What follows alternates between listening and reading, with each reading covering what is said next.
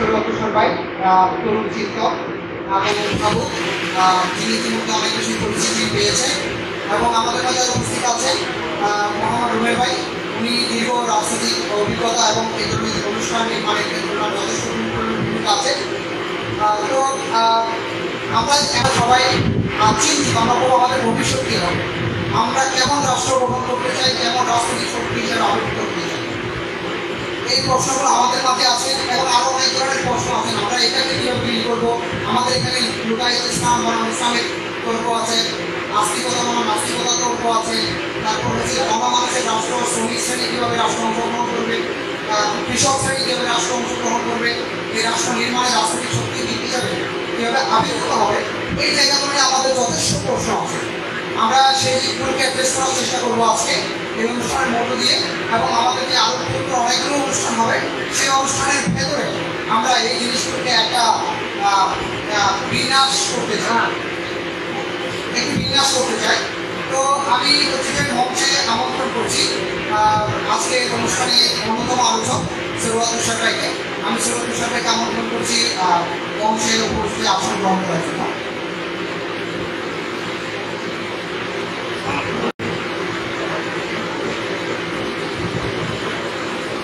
আমি এ পর্যায়ে মঞ্চে আমন্ত্রণ করছি কবি ভাবুক, আমাদের সকলের নয়নের মণি ফারহাদ মজার ভাইকে। অনুগ্রহ করে ফারহাদ ভাই মঞ্চে আসন গ্রহণ করবে। আমরা একটু সবাই কলকাতার মধ্যে ফারহাদ ভাইকে আমন্ত্রণ। তো অনুষ্ঠানের এই পর্যায়ে আমি একটু কয়েকটা রুলসের কথা বলছি। সেটা হচ্ছে আমরা অনুষ্ঠানটা নির্বাহিত করবো না, আমাদের একটা প্রশ্নোত্তর পর্ব থাকবে। আমাদের ভলান্টিয়ার যারা আছে তাদের কাছে কলম এবং খাতা আছে, আমরা চাইলে কোয়েশ্চেনটা লিখে দিতে পারি। সেক্ষেত্রে আমরা হচ্ছে করা হবে ওই প্রশ্নটা অ্যাড্রেস করার চেষ্টা করবে। সেক্ষেত্রে আমাদের সবার জন্য সুবিধা হবে, সবাইটা কনজিউমিং হবে না। তো আমি সবাইকে অনুরোধ করবো, আমাদের যদি কোনো কোয়েশ্চেন থেকে থাকে তাহলে সেটা লিপিবদ্ধ করে যাতে জমা দেন, সেক্ষেত্রে এগুলো অ্যাড্রেস করতে সুবিধা হবে। আমি এই পর্যায়ে সংক্ষিপ্ত বক্তব্য এবং জুলাই গণকমিশনের পর আমাদের রাজনীতি যে বেগম তৈরি হয়েছে, সেই বেগম আমাদের কী করণীয় হতে পারে, আমরা কীভাবে চিন্তা করতে পারি, আমরা আলোচনা বাংলাদেশ নির্মাণে কীভাবে এগিয়ে যেতে পারি, এই বিষয়ে আলোচনা করার জন্য অনুরোধ করছি সৈয়দ তুষার ভাই। সৈয়দ তুষার ভাই অনুরোধ করে।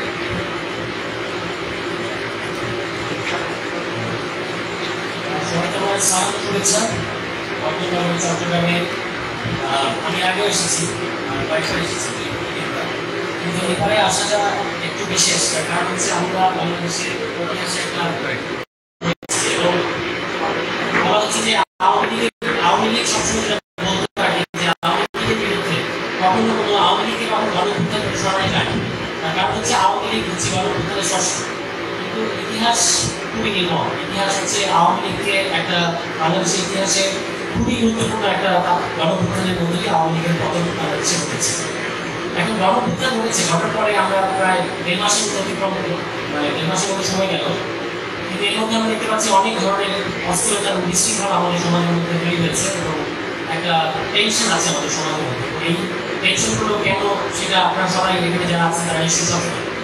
আমি শুধু আমার জায়গা থেকে এটা বলবো যে মানে এটা হওয়ারই ছিল, এখন যেরকম সেটা এটা হতে দিই। কারণ হচ্ছে যে আমরা যে যতটুকু রাজনৈতিকভাবে এগিয়েছি, গণঅভ্যুত্থানটাও ততটুকু সেই জায়গাতে আমরা তাকে প্লেস করতে পারছি। এখন যে সরকার ক্ষমতায় আছে তাদের নানা দিক আমাদের কাছে আমাদের মনে হচ্ছে যে তারা কী করছে আমরা বুঝতে পারছি না, সেগুলো আছে। এর বাইরেও একটা গুরুত্বপূর্ণ প্রশ্ন হচ্ছে যে মানে আমাদের সামনে সামনে করণীয়গুলো কী কী সামনে আছে। মানে একটা হচ্ছে যে 90-এর পুনরাবৃত্তি ঘটবে কিনা, মানে মাঝখানে তো 34 বছর কেটে গেছে। 90 সালে এরশাদের বিরুদ্ধে আন্দোলন করার পরে সেই এরশাদের কাছ থেকে আবার নতুন সরকারের মানে যে বিজেপি সাহায্যে তিনি ক্ষমতা গ্রহণ করলেন এবং তারপর আবার 17 বছর পরে ওয়ালিদ আমিন ভোট এখানে সাংবিধানিক ক্ষমতা হস্তান্তরের নাম করে এখন আবার 24 সালে আরেকটা গণঅভ্যুত্থান আমরা ঘটেছে। এখন প্রশ্ন হচ্ছে যে আমরা কি সেই পুরনো ক্ষমতার পুরনো যে রাষ্ট্রীয় কাঠামো তার মধ্যে ফেরত যাবো, নাকি নতুন করে আমরা সামনে আগাতে পারবো? এখানে একটা সংবিধানের একটা গুরুত্বপূর্ণ প্রশ্ন আছে, প্রশ্ন হাজির হচ্ছে যে নতুন সংবিধান, এই সংবিধান যেটা আছে সেটা তো আসলে কোনো ভ্যালিডিটি নাই। এই সংবিধানে তো শেখ হাসিনাকে এই ধরনের স্বৈরাচারী ক্ষমতা দিয়েছে। সুতরাং এখন গণঅভ্যুত্থানের পরে পুরনো সংবিধানে আর আমাদের যাওয়ার কোনো সুযোগ নেই। কিন্তু এইখানে আমরা দেখতে পাচ্ছি যেটা মানে দুঃখজনক যে বাংলাদেশে অনেকে এখন বিশেষত সিভিল সোসাইটির তরফ থেকে পুরনো সংবিধানের পক্ষে একটা প্রকারণী দেখা যাচ্ছে। ওই সংবিধানটা ঠিকই আছে, শুধু কিছু কিছু পরিবর্তন হতে করতে হবে, সামান্য পরিবর্তন কিছু করলেই হবে। কিন্তু এটা কিন্তু আমাদেরকে পরিষ্কার করে বুঝতে হবে যে এই সংবিধান, পুরনো যে সংবিধান সেটা যদি থেকে যায় তাহলে কিন্তু আমাদের এই গণঅভ্যুত্থানকে আমরা কাঙ্ক্ষিত জায়গায় নিতে পারবো না। কারণ আপনারা নিশ্চয়ই খেয়াল করেছেন যে ছাত্র শক্তি যারা এই অভ্যুত্থানে যাদের একটা গুরুত্বপূর্ণ নেতৃত্ব ছিল সংগঠিত করার ক্ষেত্রে, তারা কিন্তু তাদের এক দফায় বলেছিল যে ফ্যাসিবাদী ব্যবস্থার বিলোপ করতে হবে, শুধু ফ্যাসিস্ট শাসকের পতন না, ফ্যাসিবাদী ব্যবস্থার বিলোপ করতে হবে। তো সেটা করতে গেলে অবশ্যই বাংলাদেশে একটা নতুন সংবিধান হতে হবে। এখন একটা সংবিধান সংস্কার কমিশন সরকার করেছে, আবার তারা এই সংবিধান রক্ষার শপথও নিয়েছে। মানে একটা হজবরল অবস্থা আছে যে একদিকে সংবিধান রক্ষার শপথ নিয়েছেন এই সরকার, আবার তারা সংবিধান সংস্কার কমিশন করেছে। এখন এগুলো তারা কীভাবে মেটাবে আমরা জানি না। আমরা শুরু থেকে আমাদের দিক থেকে আমরা মনে করছিলাম যে এই গণঅভ্যুত্থানের মধ্য দিয়ে গঠিত সরকারকে সংবিধানের ভেতরে ঢোকানোর আটানোর কোনো মানে নেই, কোনো দরকার নেই। কিন্তু সেটা যাই হোক, যারা এখানে পুরনো ক্ষমতার যে স্ট্যাটাস সেটা যারা মেনটেন করতে চায় তারা সফল হয়েছে, তারা এই সরকারকে সংবিধানের ভেতর ঢোকাতে সক্ষম হয়েছে ফর দ্য টাইম বিং। শেষ পর্যন্ত তারা পারবেন কিনা আমি জানি না। তার কারণ হচ্ছে এখন আমি তরুণ, বিশেষত আমি একটা নিজে একটা তরুণ হিসেবে আমি তরুণদের মধ্যে দেখতে পাই যে এটা ব্যাপক ক্ষোভ আছে যে কেন একটা গণঅভ্যুত্থানের মধ্যে দিয়ে, এটা তো কোনো তত্ত্বাবধায়ক সরকার না, এটা একটা অন্তর্বর্তীকালীন সরকার, এবং অন্তর্বর্তীকালীন সরকারের কোনো বিধান বাংলাদেশের সংবিধানে নাই। তাহলে এই ধরনের একটা সরকারকে সংবিধানের ভেতরে ঢোকানোর কী অর্থ, এবং যারা ঢুকিয়েছে তারা কেন ঢুকাচ্ছে? এক্ষেত্রে তারা সাংবিধানিক ধারাবাহিকতা নামক একটা অদ্ভুত পশ্চাৎপদ একটা আইডিয়া প্রচার করে থাকবে যে সাংবিধানিক ধারাবাহিকতা রাখবে। এই কথাটা তারা 90 সালেও বলেছে, এবং ফরাদ ভাই এগুলো নিয়ে আপনারা জানেন যে তিনি প্রচুর এগুলো নিয়ে উষ্মা প্রকাশ করছেন, লিখছেন, বলছেন। এটা কিন্তু নতুন উনি বলছেন, উনি 80 দশকে এগুলো বলেছেন। আপনারা যদি তার ওই সময়টা লেখাপত্রগুলো দেখেন, সেখানে ওই সাংবিধানিক ধারাবাহিকতা নামক যে জঞ্জাল, এটার বিরুদ্ধে তিনি কিন্তু কথা বলেছেন। কিন্তু তখনও এরশাদের কাছেই, এরশাদের কাছ থেকেই ক্ষমতা না, মানে যাকে আমরা পতন ঘটিয়েছে বাংলাদেশের ছাত্ররা, শ্রমিকরা, তার কাছ থেকে আবার নতুন ক্ষমতা যারা আসছেন তারা ক্ষমতাটা গ্রহণ করছেন। এবং এরশাদ হচ্ছে পৃথিবীতে সামরিক স্বৈরাচারদের মধ্যে সবচেয়ে ভাগ্যবান, যিনি জীবনের শেষ দিন পর্যন্ত রাজনীতিতে ছিলেন। তো এটা কিন্তু যারা করেছে তাদেরকে এটা দায় নিতে হবে। প্রশ্ন হচ্ছে যে এখনো কি একই ঘটনা ঘটবে কিনা। মানে আপনি যে চুপ্পু সাহেবকে শেখ হাসিনা নিয়োগ দিয়েছেন, সেই চুপ্পুর অধীনে ইউনূস সাহেব শপথ নিয়ে বসে আছে। আবার তিনি বারবার বলছেন যে অভ্যুত্থানের মাধ্যমে গঠিত সরকার, মানে কথাবার্তা এবং কর্মকাণ্ডের মধ্যে কিন্তু কোনো মিল নাই। তবে আমরা সরকারের কাছে আহ্বান জানাই যে অবিলম্বে বাংলাদেশের মানুষ যে আত্মদান করেছে, যে শহীদ হয়েছে এবং রক্ত দিয়েছে এবং প্রচুর মানুষ আহত হয়েছে, আপনারা তাদের প্রতি যদি ন্যূনতম জাস্টিস করতে চান, তাহলে এই যে সাংবিধানিক একটা গোজামি আপনারা করেছেন, এটাকে আপনাদেরকে ঠিক করতে হবে, এখনই ঠিক করতে হবে।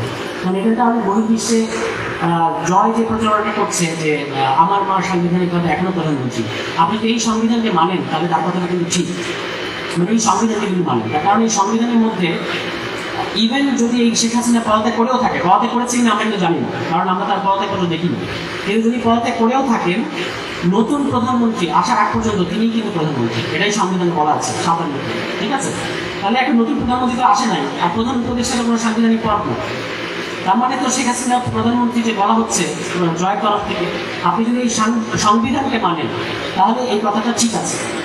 এখন এই গোজামিগুলো ঠিক করতে হবে এই সরকারকে, এবং আমি মনে করি এটা এই সরকার তখনই ঠিক করবে যদি জনগণ রাস্তায় নেমে এসেছিল, জীবন দিয়েছে, আমরা যারা জীবন দিয়েছি ঢাকায়, চট্টগ্রামে সহ সারা বাংলাদেশে, তারা যদি আবারও, আমরা যদি মনে করি যে আমাদের কাজ শেষ এবং এখন আমরা শুধু অজর আপত্তি করবো যে কে সরকারের কোথায় বসেছে, এগুলোতে যদি আমাদের কর্মকাণ্ড সীমিত রাখি, তাহলে এগুলোই ঘটবে যেগুলো ঘটছে। আর আমরা যদি ভুলে না চাই যে আমরা কেন রাস্তায় নেমেছিলাম, তাহলে কিন্তু আমাদেরকে এটা আদায় করতে হবে যে আমাদের গণঅভ্যুত্থানের স্পিরিট হচ্ছে, গণঅভ্যুত্থানের আকাঙ্ক্ষা হচ্ছে নতুন একটা রাজনৈতিক বন্দোবস্ত বলি বা নতুন একটা গণতান্ত্রিক সংবিধান বলি, সেদিকে আমাদেরকে যেতে হবে। এটা যদি আমরা না যেতে পারি, তাহলে আবারও এটা আসলে এই যে ছাত্র জনতা যারা জীবন দিয়েছে তাদের সাথে একটা ভয়ঙ্কর বিদ্রোহ করা হবে, এবং এটার দায় বাংলাদেশের সংশ্লিষ্ট সকল পক্ষকে, যারা এই সাংবিধানিক ধারাবাহিকতা লাইন প্রচার করেছেন এবং এখনো করছেন, তাদের কিন্তু এই দায় নিতে হবে। আমরা এখন তাদেরকে নাম সহ বলছি না, কিন্তু দরকার পড়লে আমরা তাদের নাম সহ কথা বলবো যে তারা এই সাংবিধানিক ধারাবাহিকতার গোজামিদের মধ্যে আমাদেরকে নিয়ে গেছেন। প্রত্যেকটা নাম কিন্তু আমাদের সামনে আছে, প্রত্যেকটা নাম, সব পরিচিত নাম আপনার চেনে, এবং এটা কেউ আওয়ামী লীগ না, মানে অন্তত প্রকাশ্যে, যেহেতু তারা এই সাংবিধানিক ধারাবাহিকতার লাইনটা এখানে প্রচার করেছে। কিন্তু আমরা পরিষ্কার করে বলেছি যে এখন অন্তর্বর্তী সরকার কথাটা তখনই ন্যায়সঙ্গত হবে, তখনই গ্রাহ্য হবে যদি এই অন্তর্বর্তী সরকার একটা কনস্টিটিউয়েন্ট অ্যাসেম্বলি কিংবা গণপরিষদ আহ্বান করে। আদারওয়াইজ এই সরকার 2 বছর ধরেন, 2 বছর থাকে কিংবা 1 বছর থাকে, তার থাকাটা কেন জাস্টিফাই, কেন সে থাকছে? তখনই এটা ন্যায্য হবে যদি সে একটা সংবিধান পর্যন্ত নিয়ে যায়। এই যে কিছু ভাষা মাজার নামক সংস্কার করা হচ্ছে এখন, যে কতগুলো কমিশন করেছে, এগুলো কিন্তু উপর থেকে চাপিয়ে দেওয়া হবে আর কি। উপর কতগুলো বিশেষজ্ঞ বসবেন এবং তারা হচ্ছে একটা কিছু করে দেবেন, এভাবে দিতে হবে না। আলী রিয়াজ সাহেবকে তারা সংবিধান সংস্কার কমিশনের প্রধান করেছেন, প্রথমে শাহীন মালিককে করলেন, তারপর আবার আলী রিয়াজকে করলেন। ঠিক আছে, উনি করেছেন, কিন্তু আমরা দেখতে চাই ওনাকে প্রথমত পরিষ্কারভাবে তার রোডম্যাপটা ঘোষণা করতে হবে, তিনি কীভাবে করতে চান। তিনি কি আবারও ডক্টর কামালের মতো কয়েকজন কতিপয় বিশেষজ্ঞকে নিয়ে একটা বডি করবেন এবং তারপর বলবেন যে এটাই বাংলাদেশ সংবিধান এবং গণভোট দিয়ে দিবেন? এই প্রক্রিয়া কিন্তু তারা মানবে না, কারণ এটা উপর থেকে চাপিয়ে দেওয়া। এবং এই সরকার আছে লেজিটিমেট এই জন্য যে তাকে জনগণ সমর্থন করছে, কিন্তু এই সরকার কিন্তু মানে সংবিধান প্রণয়ন করতে পারবে না, তার কিন্তু এই ম্যান্ডেট নয়। সংবিধান প্রণয়ন করলে নির্বাচিত গণপরিষদ, তাহলে নির্বাচিত গণপরিষদ পর্যন্ত রোডম্যাপটা এই সরকারকে ক্লিয়ার করতে হবে। হ্যাঁ, সংবিধান সংস্কার কমিশন যদি সারা দেশের মানুষের কাছ থেকে নতুন সংবিধানে কী কী দরকার এটা যদি তারা কথাগুলো যদি সংগ্রহ করে এবং সেখানে সার সংকলন করে, তারপর গণপরিষদের কাছে পাঠায়, সেক্ষেত্রে আমাদের কোনো আপত্তি নেই। এবং তারপর গণপরিষদে পাঠানোর পরে সেটা উন্মুক্ত বিতর্কের মধ্য দিয়ে তারপর গণভোট হোক, আমাদের কোনো আপত্তি নেই। কিন্তু তারা একটা সংবিধান প্রণয়ন করে দেবেন, এবং যদি ওই 4 মূলনীতি রাখা হয়, আমরা কিন্তু এই 4 মূলনীতি মানব না। কারণ এই 4 মূলনীতি যেটা আছে সংবিধানে, এর জন্য বাংলাদেশে 47 থেকে 71 যে সংগ্রাম, এটা এই 4 মূলনীতির ভিত্তিতে হয় নাই, এই 4 মূলনীতির জন্য হয় নাই, পরিষ্কার।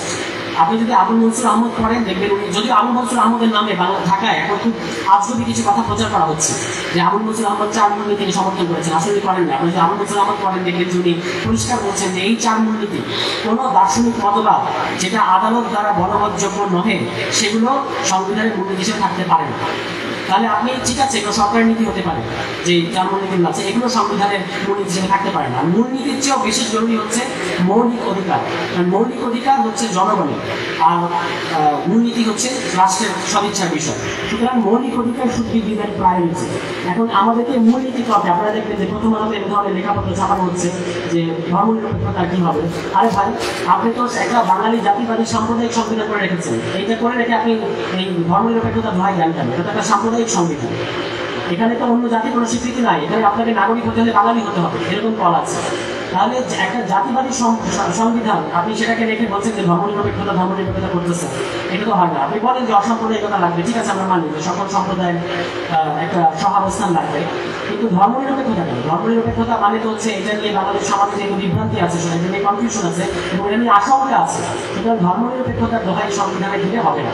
আপনি অসাম্প্রদায়িক বলেন, আমরা মানব, কিন্তু ধর্মনিরপেক্ষতা কথাটা অন্য অনেক বিপদ আছে এবং এটা প্র্যাকটিস করতে গিয়ে ইন্ডিয়ার অনেক ঝামেলা করেছে, অনেকগুলো মানে সমস্যা তৈরি হয়েছে। কারণ আমরা ধর্মনিরপেক্ষতাকে সংবিধানের ভিতরে মূলনীতি হিসেবে এখানে সমর্থন করি না, সমাজতন্ত্রকে সমর্থন করি না, জাতীয়তাবাদকে সমর্থন করি না। আমাদেরকে মূলনীতি হিসেবে যদি মূলনীতি থাকতে হয়, তাহলে যেটা আমাদের মুক্তিযুদ্ধের সাম্য, মানবিক মর্যাদা, সামাজিক ন্যায় বিচার এবং সাথে যদি আপনি গণতন্ত্রকে রাখতে চান, গণতন্ত্র, এই 4টা হতে পারে নতুন মূলনীতি।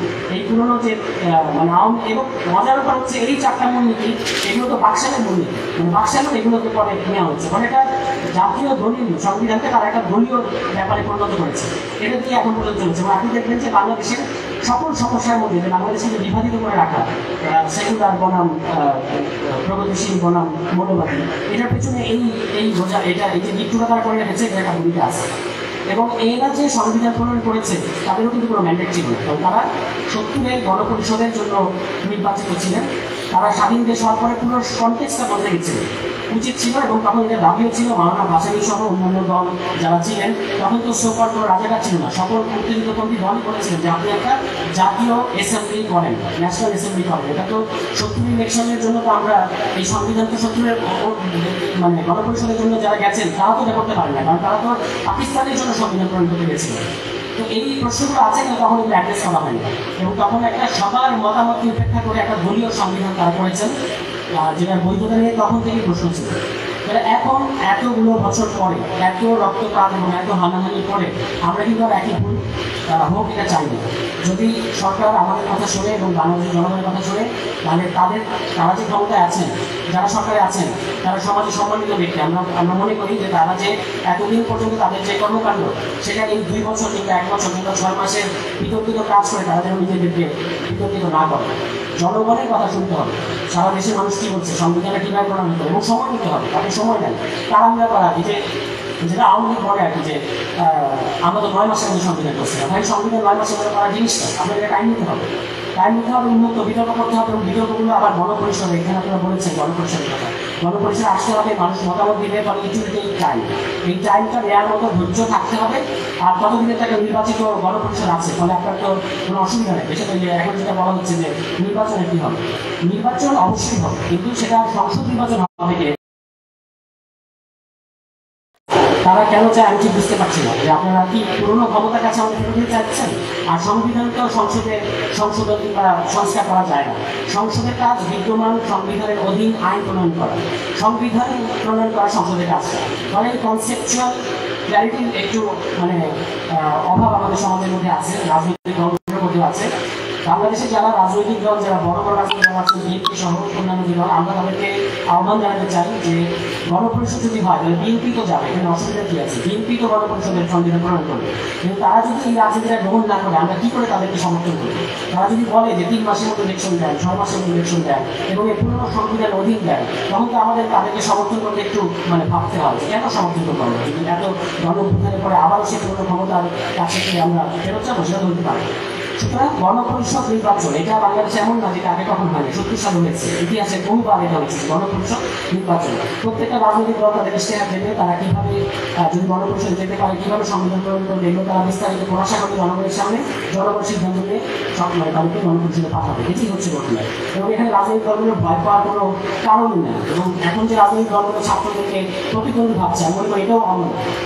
ছাত্ররা এখন গুরুত্ব এই জন্যই পাচ্ছে যে তারা গণঅভ্যুত্থানের নেতৃত্ব দিয়েছেন সোজা হিসাবে। আর যতক্ষণ পর্যন্ত আপনি নতুন রাজনীতিটা গ্রহণ করবেন না, ততক্ষণ পর্যন্ত তরুণরা ছাত্রদের দিকে তাকিয়ে থাকবে। আপনারা যদি রাজনৈতিক দলগুলো যদি নতুন রাজনীতি গ্রহণ করে, তাহলে ছাত্ররা ইতিমধ্যেই ছাত্রদের সাথে যারা জড়ো হচ্ছেন তারা আবার আপনাদের কাছে যাবে। এটা আপনাদের বুঝতে কেন সমস্যা হচ্ছে আমি জানি না। যতক্ষণ পর্যন্ত আপনারা বলবেন যে আমরা পুরনো সংবিধানের অধীনে নির্বাচন চাই, তখন কিন্তু তরুণরা আপনাদেরকে সমর্থন করবে না, কারণ তরুণরা কিন্তু জীবন দিয়েছে একটা চেঞ্জের জন্য। আমার একটা জিনিস পজিটিভ মনে হলো যে মির্জা ফখরুল সাহেব কিছুদিন আগে, 2 দিন আগে প্রথম আলোতে একটা সাক্ষাৎকারে বললেন যে নির্বাচিত গণপরিষদই সংবিধান প্রণয়ন করা দরকার। আমরা তার এই বক্তব্যকে ইতিবাচকভাবে নিয়েছি, এবং আমরা মনে করি ঠিক কথা বলেছেন যে নির্বাচিত গণপরিষদেরই সংবিধান প্রণয়ন করা দরকার। সংবিধান সংস্কার কমিশন সর্বোচ্চ একটা প্রস্তাব পেশ করতে পারে, ওনার এই কথা পুরোপুরি ঠিক আছে। কিন্তু এর আগে বিএনপির মধ্যে যে আরও নানা ধরনের নির্বাচন নিয়ে যে এক ধরনের অস্থিরতা আমরা দেখে দিচ্ছি, আমি মনে করি যে এখানে যদি বিএনপির নেতাকর্মীরা থাকেন, ভাইরা আপনারা একটু ঠান্ডা মাথায় দেবেন যে গণপরিষদ নির্বাচন যদি বাংলাদেশে হয়, তাহলে বিএনপির চেয়ে বড় কোনো শক্তি বাংলাদেশে করতে না। তাহলে আপনারা ভয় পাচ্ছেন কেন? ভয় পাওয়ার কিছু নেই। সুতরাং গণঅভ্যুত্থানের পরে যেটা ফরজ ভাই বলছেন যে গণঅভ্যুত্থান ও গঠন, গণঅভ্যুত্থান আপনি করেছেন, যেটা যদি ধরে রাখতে হয়, যদি আবারও 90 ভোট না করতে হয়, তাহলে আপনাকে রাষ্ট্র গঠনের দিকে যেতে হবে। বাংলাদেশে কোনো রাষ্ট্র নাই। দুর্ভাগ্যজনকভাবে এটা 80 দশক সত্যি ছিল, উনি 80 দশকও লিখেছেন, আপনারা যদি তার সংবিধান মানদণ্ড বই পড়েন, এখনও এটা সত্য, এখনও একই কথাটাকে বলতে হচ্ছে যে সরকার ও রাষ্ট্রের পার্থক্য আমরা বুঝি না। তারপর আমরা হচ্ছে ওই সাংবিধানিক ধারাবাহিকতার নামে পতিত ফ্যাসিস্ট শাসকদের কাছেই আবার শপথ নিচ্ছি। এগুলো কিন্তু আমরা 90 সালে করেছি, এখনো করছি, মাঝখানে 34 বছর কেটে গেছে। তখন আমরা খুব বেশি আগাইনি, এটা আমাদেরকে মানতে হবে এবং এটা বুঝতে হবে যে কেন আমরা আগাতে পারছি না, তারা আমাদেরকে আগাতে দিচ্ছে না। তাহলে এবারও কি আমরা একই কাজ করবো কিনা? এখানে যারা তরুণরা আছেন, এটা বলে আমি শেষ করবো, তরুণরা যারা আছেন, বিশ্বকে তরুণরা, তাদের প্রতি আমার একটা আহ্বান যে দেখেন, এটা প্রত্যেকটা জেনারেশনের কাছে একটা করে একটা দায়িত্ব আছে। 47 থেকে 71-এর যে জেনারেশন, মোটা থেকে একটাই জেনারেশন কিংবা সর্বোচ্চ 1.5টা জেনারেশন বলা যাবে, ওই যারা 47-এ পাকিস্তান আন্দোলন করেছে তারাই কিন্তু পরবর্তী 71 পর্যন্ত ছিল। ফলে তারা যতটুকু বুঝেছে ততটুকু তারা করেছে, এবং একটা দেশ স্বাধীন দেশ করেছে। কিন্তু এখনকার গণঅভ্যুত্থানের চাওয়া কিন্তু হচ্ছে একটা নতুন রাষ্ট্র করতে হবে, বাংলাদেশের কোনো রাষ্ট্র নেই। আর যেটা আছে এটা হচ্ছে একটা প্রচণ্ড দমনমূলক এবং জেনোসাইডাল একটা রাষ্ট্রযন্ত্র। তো আমাদের কাছে কর্তব্য হচ্ছে, আমাদের কাছে দায়িত্ব হচ্ছে, এটা হচ্ছে শহীদদের আপনার আমার প্রতি আহ্বান। তারা যে জীবন দিয়ে যেটা প্রতিষ্ঠা করতে চেয়েছে, সেটা হচ্ছে বাংলাদেশের একটা নতুন গণতান্ত্রিক রাষ্ট্র হতে হবে। এইটা যেন আমরা ভুলে না যাই। আমরা যে ছোট ছোট ইগো এবং ছোট ছোট ঝগড়ার মধ্যে আবার লিপ্ত হচ্ছি ফেসবুকে এবং অন্যত্র, এটা থেকে বের হয়েছে আমাদেরকে আবারও আমাদের বৃহত্তর স্বার্থটা, জনগণের স্বার্থটা, এটা খেয়াল রাখতে হবে, যেন আমরা ভুলে না যাই। আমাদেরকে ভুলে যাওয়ার চেষ্টা করা হবে বারবার। ছাত্রদের বিরুদ্ধে রাজনৈতিক দলগুলোকে, রাজনৈতিক দলগুলোর সাথে, রাজনৈতিক দলগুলো বাংলাদেশের জনগণের, ছাত্ররাও বাংলাদেশ জনগণের এই মুখোমুখি আমরা কেন দাঁড়ায় যাচ্ছি? এটা কিন্তু একদমই ভালো হচ্ছে না আমাদের জন্য। ভেবে দেখেন, এটার সুবিধা কিন্তু অন্য কেউ নিবে, মানে দেশের ভেতরে এবং দেশের বাইরে। আর আমাদের যেটা আমার লাস্ট কথা, যে বিষয় হচ্ছে চিটাগং জিও পলিটিক্যালি আমাদের জন্য খুবই গুরুত্বপূর্ণ একটা জায়গা বাংলাদেশের জন্য। তার কারণ হচ্ছে আপনি কিন্তু সাউথ এশিয়ার যে ইসরায়েল, তার দ্বারা বেষ্টিত হয়ে আমরা আছি। দিল্লি কিন্তু এখানে যে কোনো মূল্যে আওয়ামী লীগকে ক্ষমতা রাখতে চায়, এবং এখন তারা বুঝতে পেরেছে যে তারা শেখ হাসিনাকে আর ফেরত আনতে পারবে না। এখন তারা হচ্ছে নতুন কোনো ধরেন সেটা সোহেল কাজ হোক কিংবা অন্য কোনো বডি বিল্ডারের ইয়েতে হোক, তারা নতুন একটা রিফর্ম আওয়ামী লীগকে এখানে ক্ষমতা আনার চেষ্টা করবে। কারণ তারা যে ধরনের ইডিওলজি, যে ধরনের ইতিহাস এবং মানে মতাদর্শকে ধারণ করে, সেটার জন্য আওয়ামী লীগ ছাড়া অন্য কোনো বাংলাদেশের বাকি জনগোষ্ঠী তাদের কাছে একটা জঙ্গি জনগোষ্ঠী। এবং তাদের জন্য খেয়াল করে দেখেন, আমরা পুরো একটা জনগোষ্ঠী ইন্ডিয়ার জন্য একটা সিকিউরিটি কনসার্ন, আমরা স্রেফ একটা সিকিউরিটি কনসার্ন। এই লাইনটা কিন্তু ইসরায়েলের লাইন। ইসরায়েল প্যালেস্টাইনকে সিকিউরিটি কনসার্ন মনে করে কাজে, এবং ফলে সে একটা কন্টেইনমেন্ট পলিসি, যে কীভাবে প্যালেস্টাইনকে সে কন্টেইন করে রাখবে। পিএলওর সাথে তাদের যে অস্ত্র চুক্তি হলো, ইত্যাদি হলো, আমরা জানি। এগুলোর কারণ কিন্তু হচ্ছে একটাই উদ্দেশ্য, গাজাকে তারা পুরোপুরি অবরুদ্ধ করে রাখছে, আর ওয়েস্ট ব্যাংকে তাদের বসনগত, তাদের অনুগত একটা মিউনিসিপাল কর্পোরেশন বা মিউনিসিপাল অথরিটি পিএলও, যে পিএলও কিন্তু একটা স্বাধীনতা সংগ্রাম করা একটা মানে গেরিলা দল, তারা হচ্ছে এখানে এসে মিউনিসিপাল দায়িত্ব নেবে অস্ত্রের মধ্যে। বাংলাদেশে কিন্তু আওয়ামী লীগ একই, তার তো নামটা মুক্তিযুদ্ধের সাথে জড়িত আছে কোনো না কোনোভাবে, যেমনই হোক তাকে কিন্তু একটা মিউনিসিপাল কর্পোরেশনের মতো পরিণত করেছে কিন্তু। এবং তারা মনে করে যে তাদের হয়ে এখানে তারাই শাসন করবে, এখানে কোনো গণতন্ত্র থাকতে হবে না, বাংলাদেশে কোনো গণতন্ত্র থাকবে না, এবং তারা চতুর্দিক থেকে আমাদেরকে কাটাতারে ঘেরাও করে রাখবে, গুলি করবে আমাদের। এটা হচ্ছে ইন্ডিয়ার মানে ওয়েস্ট। আমরা এই জন্য বলেছি যে বাংলাদেশকে আমরা ওয়েস্ট ব্যাংক হতে দেবো না, এটা একটা ওয়েস্ট ব্যাংক মডেল। যারা বাংলাদেশে বলেন যে বাংলাদেশকে ইন্ডিয়া সিকিম বানাবে কি হায়দ্রাবাদ বানাবে, তারা ভুল বলে, কোনোদিন ভারত এটা করবে না। আসেন আমরা দাবি তুলি যে আমরা ভারতের অংশ হতে চাই, জীবনে ইন্ডিয়া আমাদেরকে নেবে না, কেন নেবে? কিন্তু এই যে West bank model, containment policy, এটা ইন্ডিয়ার জন্য সবচেয়ে কার্যকর মডেল, যেখানে আমার একটা অনুগত দল থাকবে এবং এইভাবে শাসন করবে। তো এই ক্ষেত্রে আমাদেরকে খুবই সচেতনভাবে আমরা যেন নিজেদের মধ্যে বিভক্ত হই। ইন্ডিয়া এখানে ইনক্লুড করার আগে আমাদের মধ্যে সিভিল ওয়ার লাগানোর চেষ্টা করবে, এখানে একটা সিরিয়া বানানোর চেষ্টা করবে ইন্ডিয়া। এইটার জন্য মাথায় রেখে আমরা আমাদের সকল কর্মকাণ্ড, সকল পদক্ষেপ নেই। আমি আহ্বান আপনাদেরকে জানিয়ে রাখলাম, নিশ্চয়ই আমাদের আরও কথা হবে। সবাইকে ধন্যবাদ।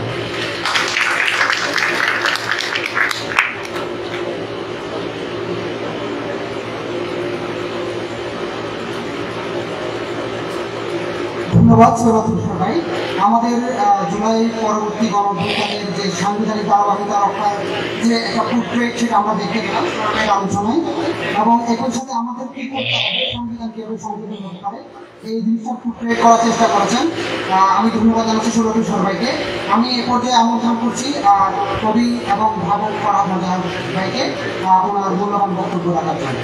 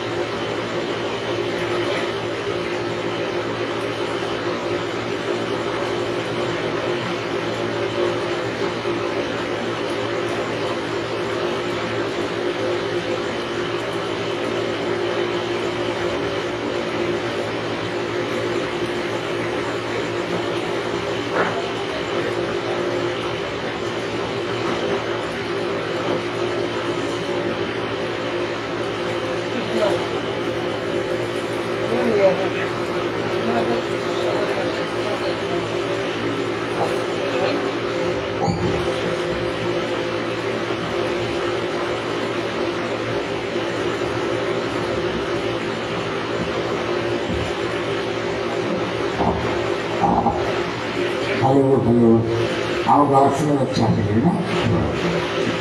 আমি সবাইকে আমার পক্ষ থেকে সংগ্রামের শুভেচ্ছা। আমাদের সাথে আমরা যারা ঢাকা থেকে এসেছি, আমাদের বন্ধু বোনের এবং আমাদের পক্ষ থেকে ভালোবাসা আপনাদেরকে, এবং আমাদের কথা শোনার জন্য আপনার সবাই একত্রিত হয়েছে, এটা আমাদের জন্য অত্যন্ত আনন্দ। আজকে এই অনুষ্ঠানটা যারা আয়োজন করেছে তাদের নাম হচ্ছে ফ্রন্টিয়ার, বাংলা ফ্রন্টিয়ার। ফ্রন্টিয়ার নামটা কিন্তু আমার খুব পছন্দ। এটার মধ্যে একটু সামরিক ব্যাপার আছে, ঠিক না? ফ্রন্টিয়ার, সীমান্ত। আর আমরা যখন চিন্তা দিক থেকে বলি বা অনেক সময় দার্শনিকরা বলে যে চিন্তার ফ্রন্টিয়ার, যেসব বিষয়গুলো আন্তর্জাতিকভাবে সিদ্ধান্ত হয়ে গেছে বা আন্তর্জাতিকভাবে এই ব্যাপারে একটা মীমাংসা পাওয়া যায়, এটা হলো ফ্রন্টিয়ার। এবং ফ্রন্টিয়ারের ডিবেট মানে ওই যে চিন্তার যে শেষ সীমান্ত, ওখানে যে সকল বিতর্ক চলছে সেই বিতর্কগুলো সম্পর্কে জানা খুব গুরুত্বপূর্ণ। কেমন খুব গুরুত্বপূর্ণ। আচ্ছা, আমার কি আওয়াজটা বেশি শুনছে, প্রতিধ্বনি শুনতে অসুবিধা হচ্ছে না? আমি জানি আবার প্রতিধ্বনি শুনতে চাই, ভাবলাম যে হয়তো আপনার আমাকে ঠিক মতো শুনতে পাচ্ছেন। তবে ফ্রন্টিয়ার কথাটা খুব গুরুত্বপূর্ণ যে চিন্তার দিক থেকে যদি আমরা সীমান্ত বলি, যে চিন্তার যে শেষ সীমান্ত, সেখানে যে সকল বিষয় মীমাংসে হয়ে গেছে সে সকল বিষয় সম্পর্কে জানাটা অসম্ভব জরুরি যদি আমরা গণপরিষদ গড়ে তুলতে চাই। খুব সংক্ষেপ বললাম, আমরা সঙ্গে অবস্থা যে গণপরিষদ, এটা কিন্তু একটা খুব গুরুত্বপূর্ণ শব্দ। রাজনৈতিক জনপরিষদ, রাজনৈতিক জনগোষ্ঠী, আপনি দেখবেন এই শব্দগুলো আমাদের মধ্যে শুনছেন। গঠন একদম নতুন, আমরা অনেকে অবাক হন, আর আমরা তো গঠন কত আগে শুনি, আমরা সংবিধান শুনেছি, গঠন শুনি। আপনি কেন গঠন শুনেন নাই? কারণ এই যে একটা রাজনৈতিক জনগোষ্ঠী হিসেবে আপনি যে একটা স্বাধীন জনগোষ্ঠী, আপনি যে একটা কলোনি, ইংরেজ আপনাকে শাসন করছে এইরকম একটা কলোনি না। এই জন্য আপনাকে বুঝতে হবে রাজনৈতিক জনগোষ্ঠী কথাটার মানে। রাজনৈতিক জনগোষ্ঠী মানে এমন জনগোষ্ঠী যারা নিজেদেরকে স্বাধীন মনে করে এবং বিশ্ব যে রাষ্ট্র ব্যবস্থা সেখানে সে একটা স্বাধীন রাষ্ট্র নিয়ে টিকে থাকতে চায়। কেমন বিশ্ব যে রাষ্ট্র ব্যবস্থা, এটাকে আমরা কি বলি? আমরা এটাকে বলি জাতিসংঘ। ঠিক আছে, আমরা জাতিসংঘ শুনি বলি, কিন্তু জাতিসংঘ শব্দটা নৈতিক অনুবাদ, যদিও নেশনস থেকে অনুবাদ হয়েছে।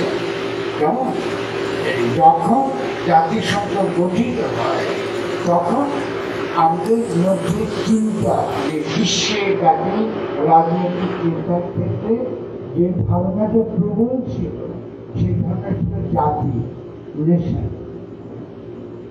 এই জন্য যখন জাতিসংঘ গড়ে ওঠে তখন তার নাম হয়েছিল জাতিসংঘ। আসলে কিন্তু এটা তো জাতিসংঘ না, জাতিসংঘ তো আরো আছে। যেমন ভারত রাষ্ট্র কিন্তু একটা জাতিসংঘ, ওরা বলে ইউনিয়ন, ইন্ডিয়ান ইউনিয়ন, অনেকগুলো জাতি ইউনিয়ন। যুক্তরাষ্ট্রকে আমরা কি বলি? United states. ওরা কিন্তু নেশন বলে না, খুব খুব ইন্টারেস্টিং। ওরা কিন্তু নেশন বলে, বলছে ওরা রাষ্ট্র, ওরা যুক্তরাষ্ট্র। ইংরেজি বলছে তারা যুক্তরাজ্য, অনেকগুলো রাজ্য মিলে একসঙ্গে রাজ্য। এখানে জাতিসংঘ তেমনি অনেকগুলো বলতেছে শব্দে জাতি, আসলে কিন্তু এটা রাষ্ট্রসংঘ, আন্তর্জাতিক রাষ্ট্রসংঘ, রাষ্ট্রগুলোর সংঘ। তাহলে এই যে দেখাটা আপনাকে দিলাম, এটা বুঝতে পারছেন যে জাতি এবং রাষ্ট্র এটা একদিন, জাতি এবং রাষ্ট্র একটা। কিন্তু একটা সময় ছিল যখন জাতি বলতেই আমরা জাতি রাষ্ট্র বুঝতাম, নেশন স্টেট বুঝতাম। ঠিক আছে না? সেটা 20th সেঞ্চুরি মানে 20 শতকের শেষের দিকে এটা আমরা বুঝতাম। এখন কেন জাতি ভাবনা গড়ে উঠে এটা নিয়ে আমি পরে আসবো আলোচনা করতে। কিন্তু এই যে ধারণাগুলো যদি পরিষ্কার না থাকে তাহলে কিন্তু কোনো দেশে বড় কোনো রাজনৈতিক পরিবর্তন করা যায় না, অসম্ভব অসম্ভব। এবারে এই যে বাংলা ফ্রন্টিয়ার এইরকম পাঠচক্র আলোচনা করে যেটা করতে চাইছে সেটা হলো আমাদের চিন্তাকে পরিচ্ছন্ন করতে চাইছে, যেন আমরা ফ্রন্ট মানে সীমান্তে চিন্তা, সীমান্তে যে সকল তর্ক বিতর্ক সে সকল তর্ক বিতর্ক করতে পারি। আবার সে সকল তর্ক বিতর্ক আমাদের নিজেদের রাষ্ট্র গঠনের জন্য এবং একই সঙ্গে আমাদের যে রাজনৈতিক সমস্যা সংকট রয়েছে এটার সমাধানের ক্ষেত্রে অবদান রাখবে। যদি আমরা এটা বুঝতে পারি তাহলে একটা জিনিস খুব সহজে বুঝবেন, রাষ্ট্র গঠন প্রক্রিয়া একই সঙ্গে একটা বুদ্ধিবৃত্তিক প্রক্রিয়া। খুব ইন্টারেস্টিং, ঠিক না? মানে রাষ্ট্র সেখানেই গঠিত হয় সত্যিকারের রাষ্ট্র জনগণের তার ইচ্ছা বা অভিপ্রায়ের ভিত্তিতে, যে জনগণ চিন্তা করতে জানে, যে জনগণ চিন্তা করতে জানে এবং সে তার চিন্তার ভিত্তিতে যে সকল বিষয় সে মীমাংসা করেছে, নিজেরা তর্ক বিতর্ক করে এরকম সবাই বসে তাদের বুদ্ধিজীবীরা, তাদের চিন্তাশীল মানুষরা যারা, তাদের গণমাধ্যম কর্মী, তাদের তরুণ সংবেদনশীল তরুণরা, তারা যখন এই সীমান্তের চিন্তাগুলো মীমাংসা করতে পেরেছে তখন কিন্তু একটা শক্তিশালী রাষ্ট্রের উদয় ঘটে। এটা কিন্তু আপনাদের মনে রাখতে হবে। ধরে কিন্তু আমি যে আলোচনা পরবর্তীতে করবো এটা আপনারা ধরতে পারেন। তাহলে এই যে আমরা যখন গঠন কথাটা করি এটা খুব গুরুত্বপূর্ণ। আমরা যখন সংবিধান বলতে কি বুঝি এটা পরিষ্কার থাকা দরকার। সংবিধান তৈরি করে কারা? ধরেন আমি আজকে ধরে নিন যে আমি নাম লর্ড ক্লাইভ, আপনাদের দেশ দখল করছে, দেশ দখল করে আপনাদেরকে আমি শোষণ করবো, লুণ্ঠন করবো। তখন আমি কি করবো? আপনাকে একটা সংবিধান দেব শাসন করার জন্য। কি করবো? বললেন এই দেখো এই আইন মতো তোমাকে চলতে হবে।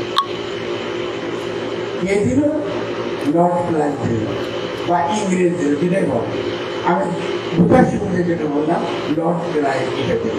এইভাবে হয়েছে, তারা প্রথমে ইন্ডিয়া অ্যাক্ট করেছে, তারপরে তারা একটা কলোনিয়াল ইংরেজ একটা শাসন ব্যবস্থা, একটা সংবিধান দিচ্ছে, আইন বিধান দিয়ে আপনাদেরকে শাসন করেছে, কারণ আপনারা ওদের গোলাম। এখানে কারা কারা আছেন গোলাম থাকতে? হাত ধরে কেউ আছেন গোলাম? কেমন? তাহলে গোলাম যদি থাকতে না চায় তাহলে সংবিধান শব্দ ব্যবহার করতে পারবে না। সংবিধান ব্যবহৃত গোলাম দেবে। তাহলে বাংলাদেশেও ৭২ সালে যখন আপনাদেরকে বলা হলো আমরা একটা সংবিধান লিখতেছি, তেমনি যারা আপনাদের গোলাম রাখতে চায় তারা এসে লিখছে, ঠিক আছে? তারা কি আপনাকে জিজ্ঞাসা করেছে সংবিধানে কি থাকে? জিজ্ঞাসা করেছিল? করে সে লিখছে এটার উপর এটা তোমাকে মানতে হবে।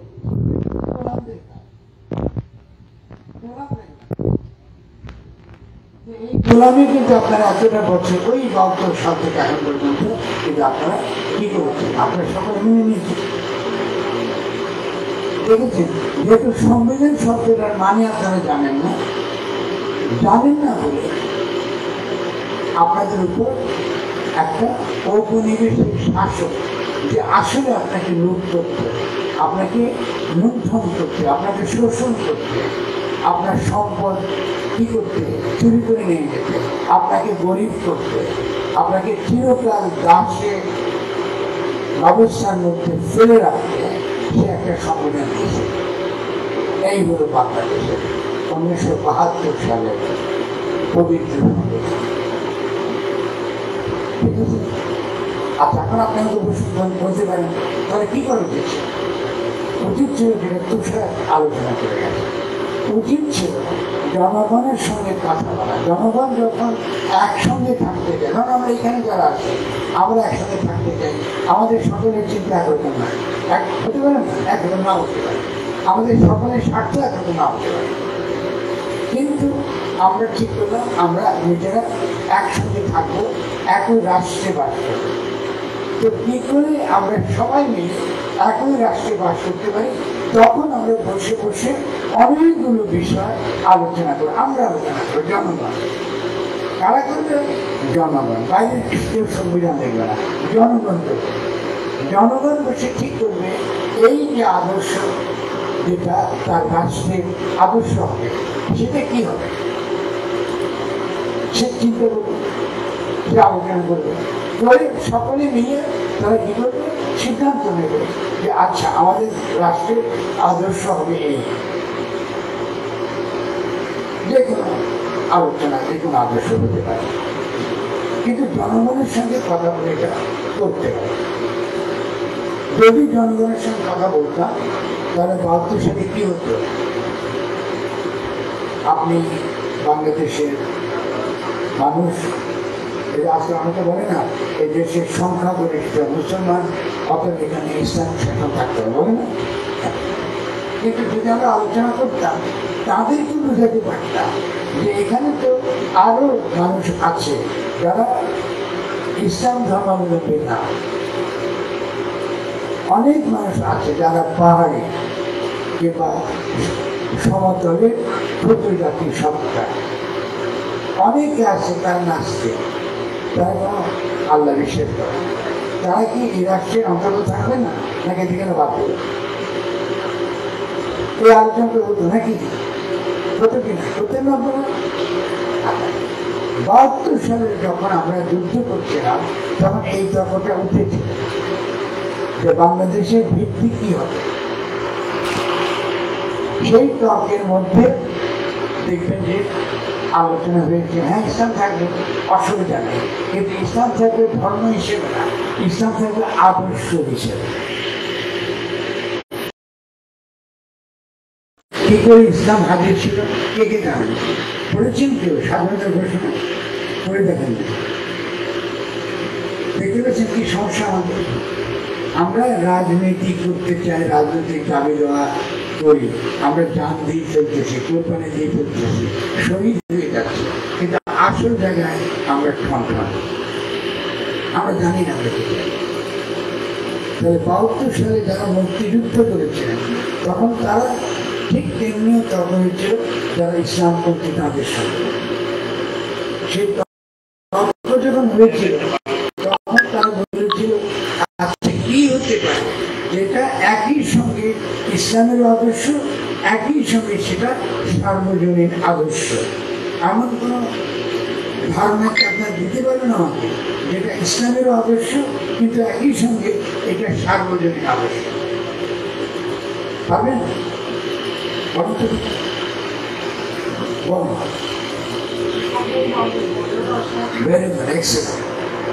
এই তিনটা আদর্শ কিন্তু ইসলাম আদর্শ, কিন্তু একই সঙ্গে এটা সার্বজনীন, এটা শুধু একটা ধর্ম থেকে আসে না, এটা সকল জনগণের জন্য আসছে। কারণ ইসলামও স্বামী বিশ্বাস করে, ইসলামও মানবিক মর্যাদা বিশ্বাস করে, সনাতন ধর্ম মানবিক মর্যাদা বিশ্বাস করে। তেমনি উপনিষদ বা আপনি যদি বেদে যান সেখানেও আপনি দেখবেন যে দ্রষ্টার জিনিস অনেক চিন্তার দিক থেকে অগ্রসর। একত্রবাদ, যেটা আমি মনে করি ইসলামের একচেটিয়া, এটা ইসলামের একচেটিয়া না। একত্রবাদ আপনি বেদের মধ্যে পাবেন, উপনিষদের মধ্যে পাবেন। একত্রবাদ আপনি ব্রাহ্মণরা যারা রবীন্দ্রনাথ কি, রামমোহন কি, রবীন্দ্রনাথের বাবা, তারা কিন্তু একত্র হয়েছিলেন। এবং চিটাগাং একত্রবাদীদের অত্যন্ত গুরুত্বপূর্ণ একটা ক্ষেত্রে ছিল। যারা চিটাগাং ইতিহাস জানেন, চিটাগাং যে বুদ্ধিযুক্তিক ইতিহাস সম্পর্কে যারা জানেন, এখানে ব্রাহ্মণরা অত্যন্ত শক্তিশালী চিন্তা করে তারা একত্রবাদী ছিল। তারা একত্রবাদ বললে যে এটা ইসলামের ব্যাপার, এরকম তো কোনো কথা কোনো যুক্তি নেই। অন্যদিকে যখনই এগুলো আমরা বুদ্ধিযুক্তিক যখনই এগুলো আমরা বুদ্ধিবৃত্তিকভাবে যখন এগুলোকে মীমাংসা করি, এইভাবে যখন আলোচনা করি, তখন কিন্তু আমাদের মধ্যে সমস্ত ধারণাগুলো খুব স্পষ্ট হয়ে যায় যে আসলে কিন্তু আমরা একটা তেঁতুল ধর্মের মধ্যে এমন কিছু সার্বজনীন প্রস্তাবনা থাকে যেটা নিয়ে একটা রাষ্ট্র গঠন করা যায়। ফলে তাকে একটা ধর্মীয় রাষ্ট্র, সাম্প্রদায়িক রাষ্ট্র বানাতে হবে আমার মনে করতে। ঠিক আছে? তাহলে আমরা 72 সালে কী করবো, 71 যুদ্ধে কী করবো, আমরা বললাম আমরা সাম্য, মানবিক মর্যাদা এবং সামাজিক ন্যায় বিচার এটা কায়েম করবো। এটা কায়েম করার জন্য আমরা একটা গণতান্ত্রিক রাষ্ট্র কায়েম করবো, এটার জন্য আমাদের প্রতিশ্রুতি। এটার জন্য কিন্তু আমরা জীবন দিয়েছি, আমরা যুদ্ধ করেছি। এটার নেতৃত্বে আমরা যারা জিয়াউর রহমান বলেন, যে আমাদের সেনাবাহিনী বলেন, আমাদের মুক্তিযোদ্ধারা বলেন, তারা কিন্তু এটার জন্য যুদ্ধ করেছে, সাম্য, মানবিক মর্যাদা এবং সামাজিক ন্যায়। তাহলে আমাদের প্রশ্ন উঠতে পারে, যখন আপনি স্বাধীনভাবে নিজের ইচ্ছা, আপনার অভিপ্রায় এটা যখন ব্যক্ত করেন, তাহলে সেটা কিন্তু ঠিকই ব্যক্ত করা যায়। এবং ওই তিনটা নীতি আমরা প্রতিষ্ঠিত করব বলে আমরা যখন নিজেদেরকে স্বাধীন ঘোষণা করেছি, বিভিন্ন দেশ আমাদেরকে স্বীকৃতি দিয়েছে ওই তিনটা নীতির ভিত্তিতে। কিন্তু আমরা পরে কি দেখলাম, 72 সালের পর যুদ্ধ যখন শেষ হলো,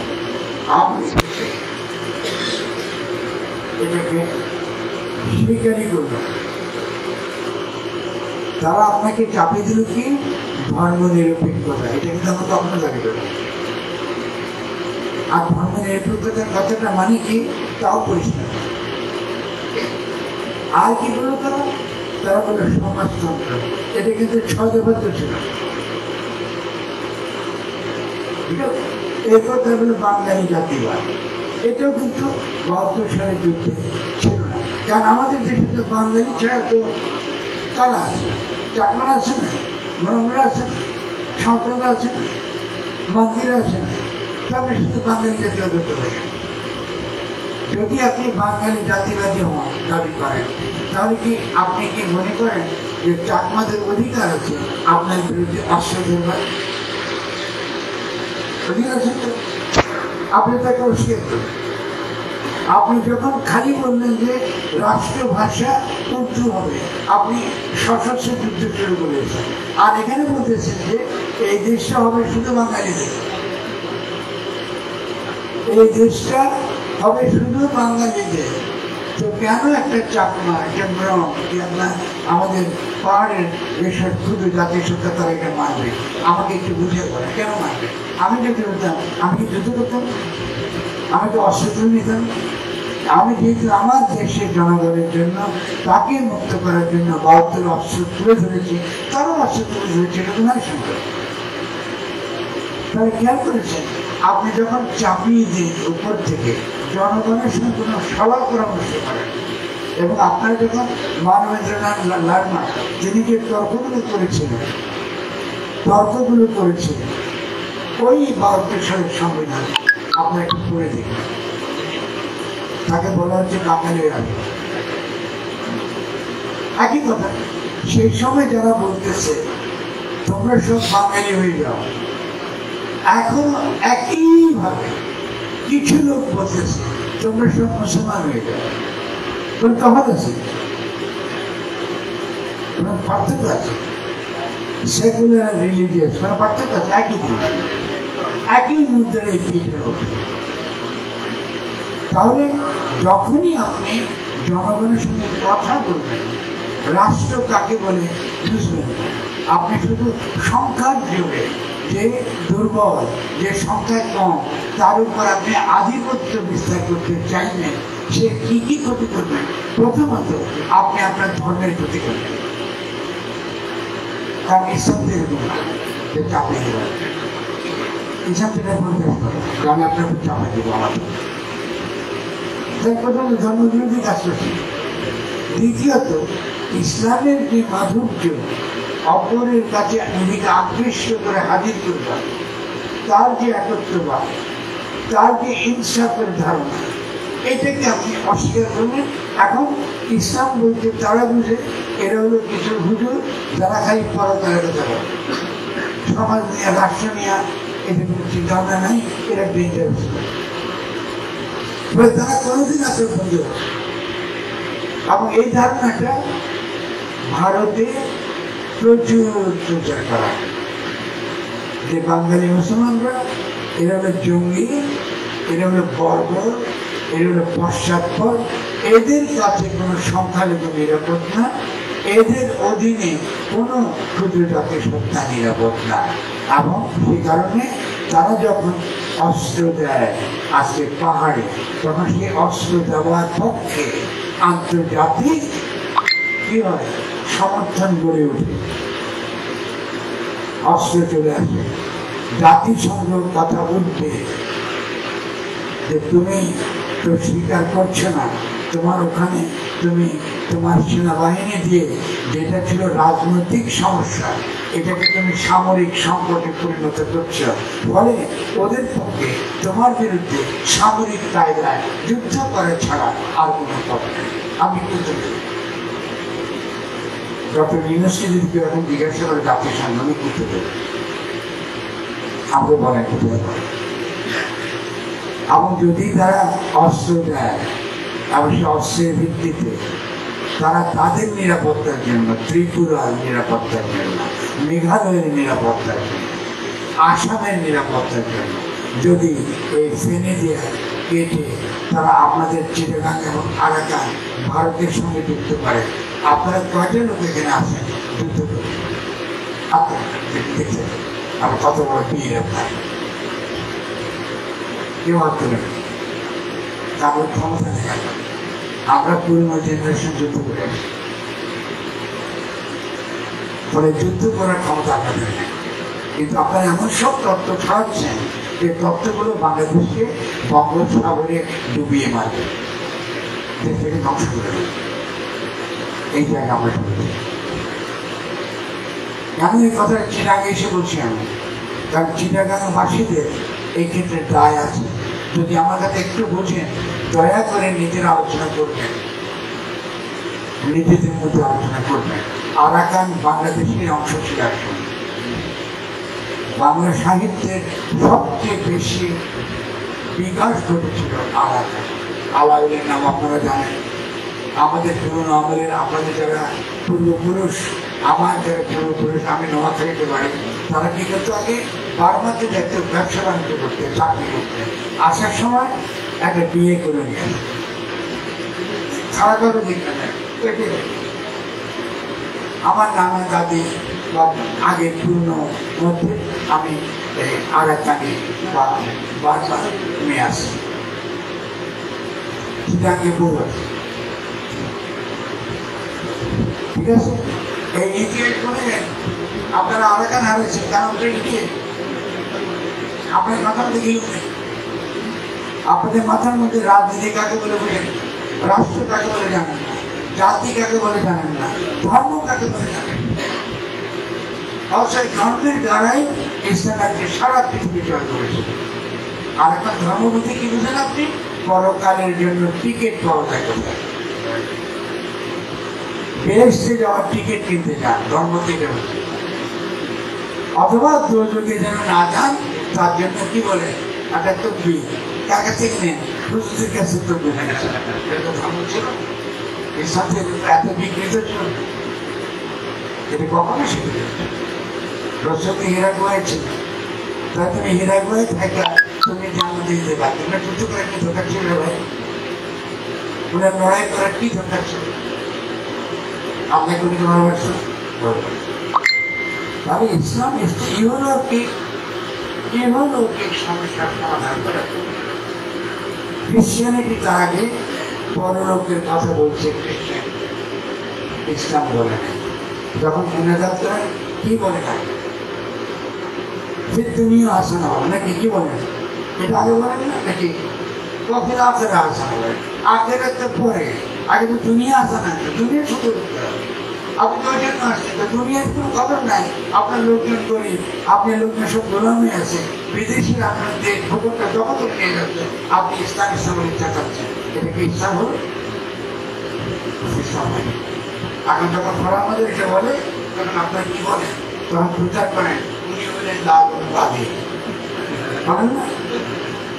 কেন? কেন আমার তর্ক করতে আসে? লালন বাদ বলে কোনো বাদ নাই। লালন কোনো নতুন ধর্ম প্রচার করে নাই, ইচ্ছা নাই। এটা একটা জ্ঞানের ধারা, প্রজ্ঞার একটা ধারা। আপনি গ্রহণ করবেন না গ্রহণ করে ফেলে দেবেন, কিছু ঠিক আছে। লালন বাউল, বাউল নামকে তারা দিয়েছে, তারা কেন দিয়েছে? যেহেতু লালনকে ছোট করার জন্য, ক্ষুদ্র করার জন্য। যে মুসলমান পরিবেশে, ইসলামের পরিবেশে মুসলমানদের মধ্যে থেকে বড় কোনো মত মানুষ আসতে পারে না, এটা দিল্লি প্রমাণ করতে চায় বলে লালনকে তারা কি ব্যভিচারী, গাঁজাখোর, দুনিয়া যত কিছু তার উপর লাগাইতে তারা ব্যস্ত হয়ে গেল। কেন? কারণ তারা তো প্রমাণ করতে চায় আপনার সব পুরো হয়ে গেছে। আপনাদের এখান থেকে বড় কোনো মানুষ জন্মগ্রহণ করতে পারবে না। আপনাদের এখানে শাহজালাল আসে না, আপনাদের এখানে শাহপরান আসে না, আপনাদের এখানে এটা তারা প্রমাণ করতে পারে। দেখছেন এটা কত বড় গভীর ষড়যন্ত্র। এদের সাথে দেখছেন আপনি যদি নীতি নৈতিক কথা বলতে চান, তাহলে তো বড় করে হোটেলে গিয়ে দেখি না কিরকম হেডম আছে, গিয়ে দেখেন ওখানে যে মদ খাওয়া, ওখানে যে অনৈতিক গাছ হয়, দেখি যে একটা হোটেল ভেঙে দেখি আপনি তাদের গরিব হামলা করতে চলে আর এটাই নাকি। আর আমি এসব শুনলে তাকে ধারণা আমি বলতে ভয় করে খাইয়া ফিট হয়ে তবে দেখতে পেয়েছি যে এই যে ধারণা মাথায় যখন অস্পষ্ট ধারণা থাকে, অপরিচ্ছন্ন, তখন কত সহজে বিদেশি শত্রু, বিদেশি দুশ্মন আমাদেরকে ধ্বংস করে দিতে পারে। এমনকি এমন পরিকল্পনা করতে পারে যাতে ওই ফেনী কাটাটা দিয়ে পুরো এলাকাটা চলে যেতে পারে, চলে যাওয়ার ব্যবস্থা তৈরি হয়ে। কারণ যুক্তিকে মুসলমানদের দ্বারা কোনো রাষ্ট্র গঠন করা সম্ভব। তারা ভালো কিছু করতে পারে না, তারা হয় মাজার ভাঙে, অথবা হিন্দুদের মন্দির ভাঙে, অথবা হিন্দু মেয়েদেরকে ধর্ষণ করে। এইটা হলো মুসলমানদের এইটাই, এটা তারা প্রমাণ করতে পারে। আমি দেখেন এই যে রাজনীতির আলোচনা করতে গিয়ে প্র্যাকটিক্যাল প্রশ্নগুলোকে আনছি, যাতে ওই শব্দটা বুঝতে পারে এটা মনের পরিসর। এই কথাটা বুঝতে পারে আমাকে এত দূরে কথা বলতে হবে। কেন? গণপরিষদ মানে সেই পরিষদ যেখানে আমরা নিজেদেরকে ঐক্যবদ্ধ করবার জন্য, আমাদের ভুল ত্রুটি শুধরাবার জন্য, আমাদের যে সকল বিভ্রান্তি আছে সেই বিভ্রান্তিগুলো কাটিয়ে তোলার জন্য যে পরিষদটা, যেখানে কথাবার্তা বলা যায়। আপনার উঠে বলতে পারে ফরামত এসে আপনি কথা বলেছেন, আপনার সাথে আমরা একমত হতে পারি, হতে পারে, আমার বিজ্ঞানী ব্যক্তি এখানে থাকতেও পারে, কিন্তু কথা বলতে পরস্পরের সাথে কথা বলার জন্য এবং নিষ্পত্তির জন্য আমরা গণপরিষদ। তাহলে গণপরিষদ উদাহরণ কি আপনাকে উদাহরণ দিতে পারবেন? দেখছেন গণপরিষদ কোথায় তৈরি হয়? পারেন না? এই দিকে গণপরিষদ, এটি বুঝছেন, এটি কিন্তু পারে। এই গণপরিষদটা ছাড়া কোনো রাষ্ট্র গঠিত হতে পারে, গণপরিষদ ছাড়া রাজনীতি হয় না। আপনি বলতে পারেন দলগুলো কেটে কি পার্থক্য না, দলগুলো কেটে গণপরিষদ।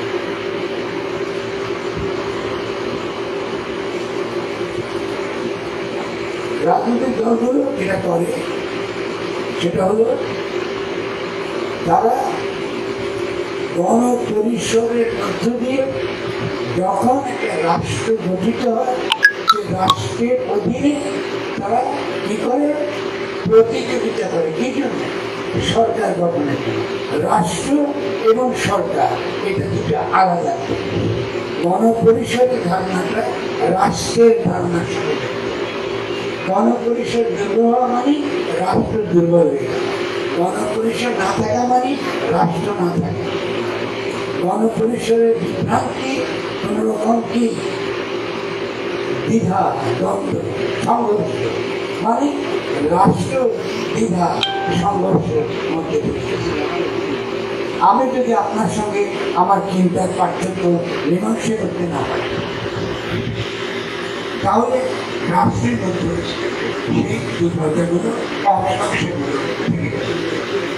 এই রাষ্ট্রের মধ্যে আর যদি আমি বলি আজকে এখানে যদি আমাদের পাহাড়ি বন্ধুরা আমাদেরকে বিশ্বাস করত, তাহলে তাদেরকে গণপরিষদে তারা এসে তার কথা বলতো, আমাদেরকে গালি দিত, এইটা তাকে দিত, আমাদের কি কি অপরাধ আছে বলবে ভাই, আমরা গান ধরে আমাদের অপরাধ স্বীকার, কিন্তু এটা আমাদের রাষ্ট্র, তোমার রাষ্ট্র।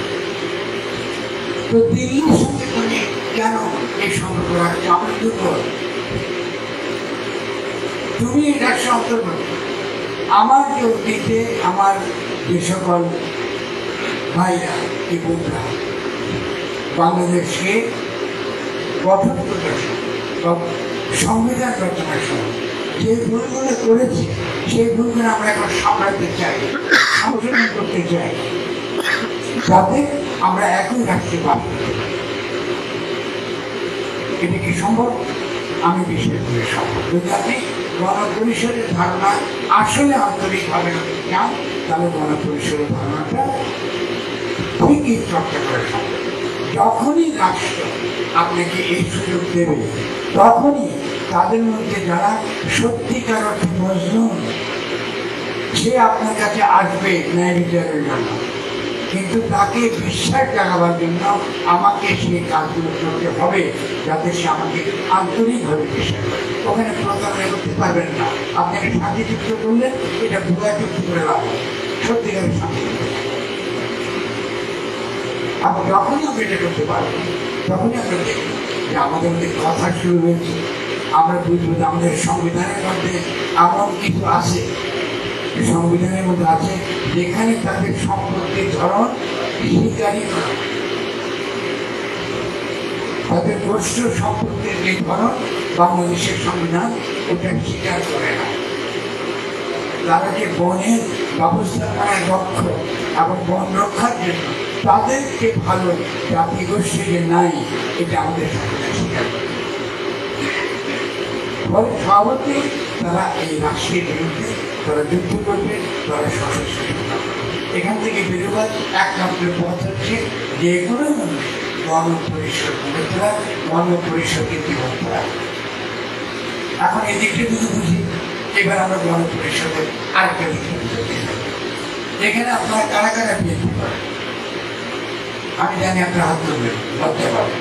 আমাদের এখানে নিশ্চয়ই বিএনপির সমর্থক আছে, জামাত সমর্থক থাকতে পারে, হিন্দু দেয় থাকতে পারে, মার্ক্সবাদী থাকতে পারে, হেফাজত ইসলাম থাকতে পারে, ওয়াহাবি থাকতে পারে, থাকতে পারে কেন?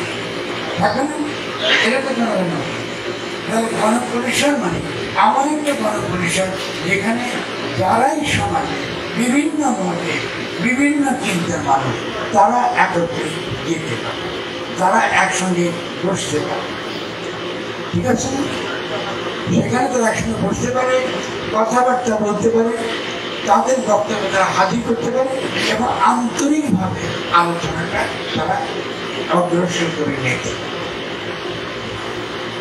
তাহলে কি হয়?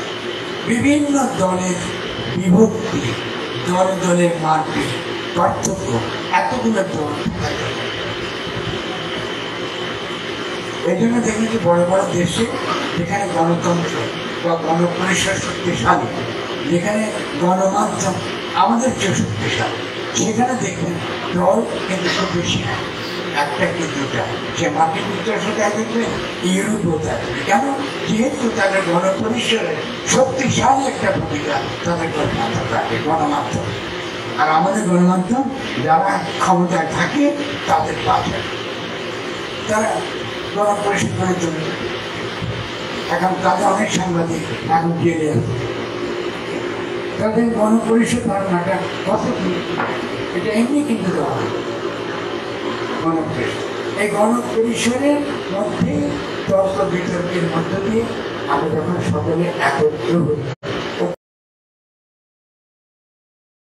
রাষ্ট্র তখন সঙ্গে সঙ্গে শক্তিশালী। কারণ যন্ত্র সংঘাতটা গণপরিষদের পর্যায়ে খুব সহজে এটাকে কি করা যায়, সমাধান করা যায়। খেয়াল করেন আমাদের এখানে কিন্তু এই পর্যন্ত কোনো এরকম গণপরিষদের কোনো আলোচনা তারা কিন্তু অর্গানাইজ করে না। আজকে সকালে আমি একটা অনুষ্ঠান ছিলাম, আমার বন্ধুবান্ধবরা অর্গানাইজ করেছে। এখানে যারা ধনী ব্যক্তি আছে, যাদের টাকা পয়সা আছে, তারা কিন্তু তারা ছোটো প্রতিষ্ঠান এরকম বাংলা সরকার ওই যে এই কাজটা করতে ওদের নিজের পকেট থেকে খরচ করে এই কাজটা করছে নাকি, ও টাকা বলবে। ওরা তার রাজনৈতিক দল না, দলে গিয়ে আপনাকে টেন্ডে ধরে দিবে আর কয়েক কোটি টাকা প্রত্যেক মারে দেবে, ওদের দিতে পারবেন। তার ফ্রন্টিয়ার বাংলা ফ্রন্টিয়ার কী করবে, এই যে কাজগুলো করবে, এই কাজগুলো কিন্তু অত্যন্ত কঠিন কষ্ট করে করে। তাহলে বাংলাদেশে যদি একটা সত্যিকারের একটা বিনিয়োগকারীরা থাকতো, সত্যিকারের কোনো শিল্পপতি থাকতো, যে বুঝত যে একটা শক্তিশালী রাষ্ট্র থাকলে এটা তার জন্য ভালো, তখন সে কিন্তু এগুলো কী করতো, এগুলোকে সহায়তা করতো। হ্যাঁ, তোমরা আলোচনা করো, বিভিন্ন মতের লোক আনো, দেশ কীভাবে চললে ভালো হয় বলো, আমাদের এখানে বিনিয়োগ কী করে বাড়বে এটা বলো, আমাদের শ্রমিকদের কী সমস্যা এটা আমাদেরকে ঘুরে বলো, কী করে সমাধান করে পর্যায় করা হবে, তবে একটা শক্তিশালী রাষ্ট্র আমরা করতে পারতাম। তাতে আমাদের অর্থনৈতিক উন্নতি দ্রুত বিকাশ তাদের গণপরিষদ কথাটা কত গুরুত্বপূর্ণ, খুব গুরুত্বপূর্ণ। গণপরিষদ মানে অত্যন্ত সব কিছু রাষ্ট্র গঠনের ব্যাপারটা। এরপরে আমি যে প্রসঙ্গে আশা করি যে গণপরিষদ কথাটা বোঝাতে পারি, কথা বলে যে ব্যাপার এটা আপনাদেরকে বোঝাতে পারি। আমি আপনাদেরকে এবার পলিটিক্যাল প্রজেক্ট যেটাকে আমরা রাজনৈতিক জনগোষ্ঠী এটা একটু বোঝাবো, এটা গুরুত্বপূর্ণ। এটা একটু শব্দগুলো একটু যদি মুখস্থ রাখেন বা লিখে রাখেন, আপনি উপকৃত হতে অনেক ভুল চিন্তা থেকে নিজেকে বাঁচাতে পারেন। রাজনৈতিক জনগোষ্ঠী মানে হল গণপরিষদের তর্ক বিতর্কের মধ্য দিয়ে যখন আমরা সিদ্ধান্ত নিই যে আমাদের মধ্যে যতই মত পার্থক্য থাকে আমরা একই রাজনৈতিক জনগোষ্ঠীর অন্তর্গত একটা রাষ্ট্র আমরা বানাবো, সে রাষ্ট্রকে রক্ষা করবার, এটাকে শক্তিশালী করবার, এর বিভিন্ন অবকাঠামো, তার মর্মের দিক, অবকাঠামোর দিক সব কিছুকে বিকশিত করবার ক্ষেত্রে আমরা সকলে মিলে অবদান রাখবো। এটা হল রাজনীতি। সেক্ষেত্রে অনেকে ধরার মধ্যে থাকতে পারে, আমার চিন্তাকে পছন্দ নাও করতে পারে, অনেকের তার পার্থক্য থাকতে পারে, আমারও অনেকের চিন্তার সঙ্গে পার্থক্য থাকতে পারে, কিন্তু আমরা একই রাজনৈতিক জনগোষ্ঠী যেহেতু অতএব আমরা আমাদের রাষ্ট্রকে শক্তিশালী করা, রাষ্ট্রকে রক্ষা করা এবং কী করে সকলের কল্যাণ হয় সে সকলের কল্যাণের জন্য একসঙ্গে কাজ করতে পারি। এই যে রাজনৈতিক জনগোষ্ঠীর কথাটা বললাম, রাজনৈতিক পরিসর কিন্তু সত্য নির্ণয়ের ক্ষেত্র না। আমি এবার আবারও বলি, খুব গুরুত্বপূর্ণ। আমরা অনেক সময় বলি যে এই রাজনৈতিক দলটা মতাদর্শ আদর্শ বলি না, এর আদর্শ রাজনৈতিক পরিষদ বা যেদিকে আপনি রাজনীতি, যেখানে রাজনৈতিক কর্মকাণ্ড চলে, সরকার নির্বাচিত রাজনৈতিক কর্মকাণ্ড আমরা সেটা পরে আসবো, যেখানে রাজনৈতিক বিভিন্ন বিষয়ে সিদ্ধান্ত হয়, তর্ক বিতর্ক এবং একই রাজনৈতিক জনগোষ্ঠী আমরা অন্তর্গত হওয়ার কারণে একটা সিদ্ধান্তে পৌঁছানোর চেষ্টা করি। নিজের পক্ষে কোথায় বিরোধ সেই ব্যাপারে আমরা একমত হই, যেটা বিরোধ এটা মীমাংসা করতে হবে। ফলে যখন চিহ্নিত করি তখন আমাদের সমাজে যারা বুদ্ধিজীবী আছে, যারা চিন্তাশীল থাকে, তাদের আমরা সরকার পাবো, তারা এই বিষয়গুলো একটা লেখা লিখবো, ওটা কিন্তু গণপরিসরের জন্য লেখা না, আমার চিন্তা গণপরিসরে হাজির করেছে, এটা মেনে নিতে হবে। কিন্তু গণপরিসর গণপরিসরে সেখানে সবাই মিলে বলবো যে প্রসার যে কথা বলবো এটা আমাদের কাছে এতটুকু পছন্দ হয়েছে, এতটুকু পছন্দ হয় না, এই যুক্তিতে হয় না। তারপরেও আমরা একই রাষ্ট্রে থাকবো এবং আমরা বুঝতে পারতেছি এখানে ফলে আমাদের এই যে সমাধান করতে পারি না সেটা আমাদের রাজনৈতিক সংকট হিসাবে হাজির হয়েছে। যেমন পার্বত্য চট্টগ্রামের হিসাবে কেন আমরা সমাধান করতে পারি, আমরা রাষ্ট্রকে বুঝি না, সরকারকে বুঝি না, রাজনৈতিক পরিষদকে বুঝি না, রাজনৈতিক জনগোষ্ঠীকে বুঝি না। ফলে আমাদের রাষ্ট্র দিনের পর দিন একটা বিশৃঙ্খলা দিয়ে চলে গেছে। এত বড় আত্মত্যাগের পর আমরা 1 ইঞ্চি আগে, আমার কথা শুনে আপনার কথা শোনেন, এখানে হতাশ করার কিছু নেই। আমাদের গণতন্ত্রটা একটা অভূতপূর্ব ঘটনা, ঠিক তেমনি আমাদের 1952 সালে মুক্তিযুদ্ধ, এটাও আমার স্বাধীনতা যুদ্ধ, এটাও একটা অভূতপূর্ব।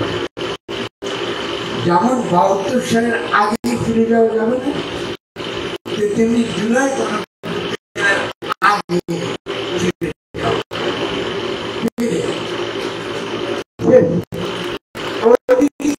আমাদের এই জনগোষ্ঠী, যে জনগোষ্ঠী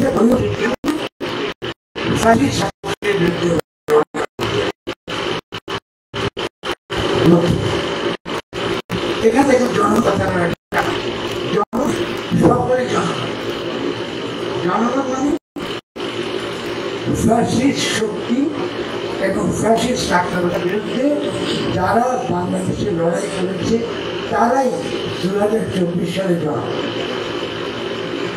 ঠিক আছে, 72 সালের পরে আপনারা কি পাকিস্তানের লোকদেরকে জনগণ ভোট করেন? 72 সালের পরে কেউ কেউ বলেন পাকিস্তানের লোকরা হবে না, আপনি লড়াই করেছেন তাদের বিরুদ্ধে নিজে আলাদা করে। যেহেতু এই মীমাংসা পাকিস্তানের করা উচিত ছিল, পাকিস্তান সেটা মীমাংসা করতে পারে নাই, আমরা বাধ্য হয়ে স্বাধীনতা যুদ্ধ করেছি এবং আমাদের শহীদরা বহু প্রাণ আমরা বিনিময়ে আমরা পেয়েছি। ফলে 71 জনপরিষদ হয় একত্রবাদী।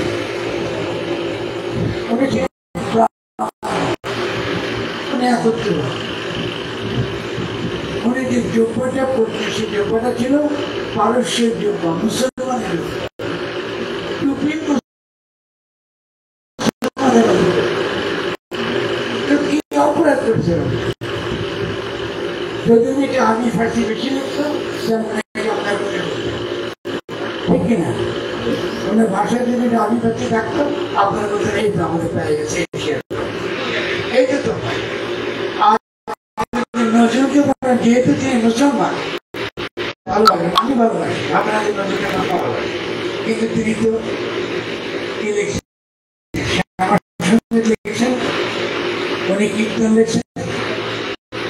লিখছেন, তাহলে মুসলমান তিনি এই কথা বলবেন না, কে মুসলমান হিন্দু এটা না।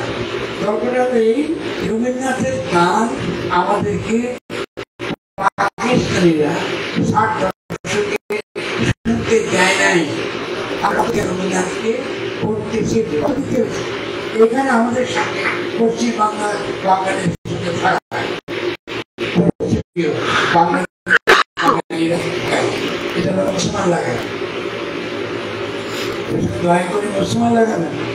বাঙালি বলতে বাংলাদেশি জনগণ, পশ্চিমবাংলার বাঙালি ভারতীয় সালাম জানাবো, সম্মান জানাবো।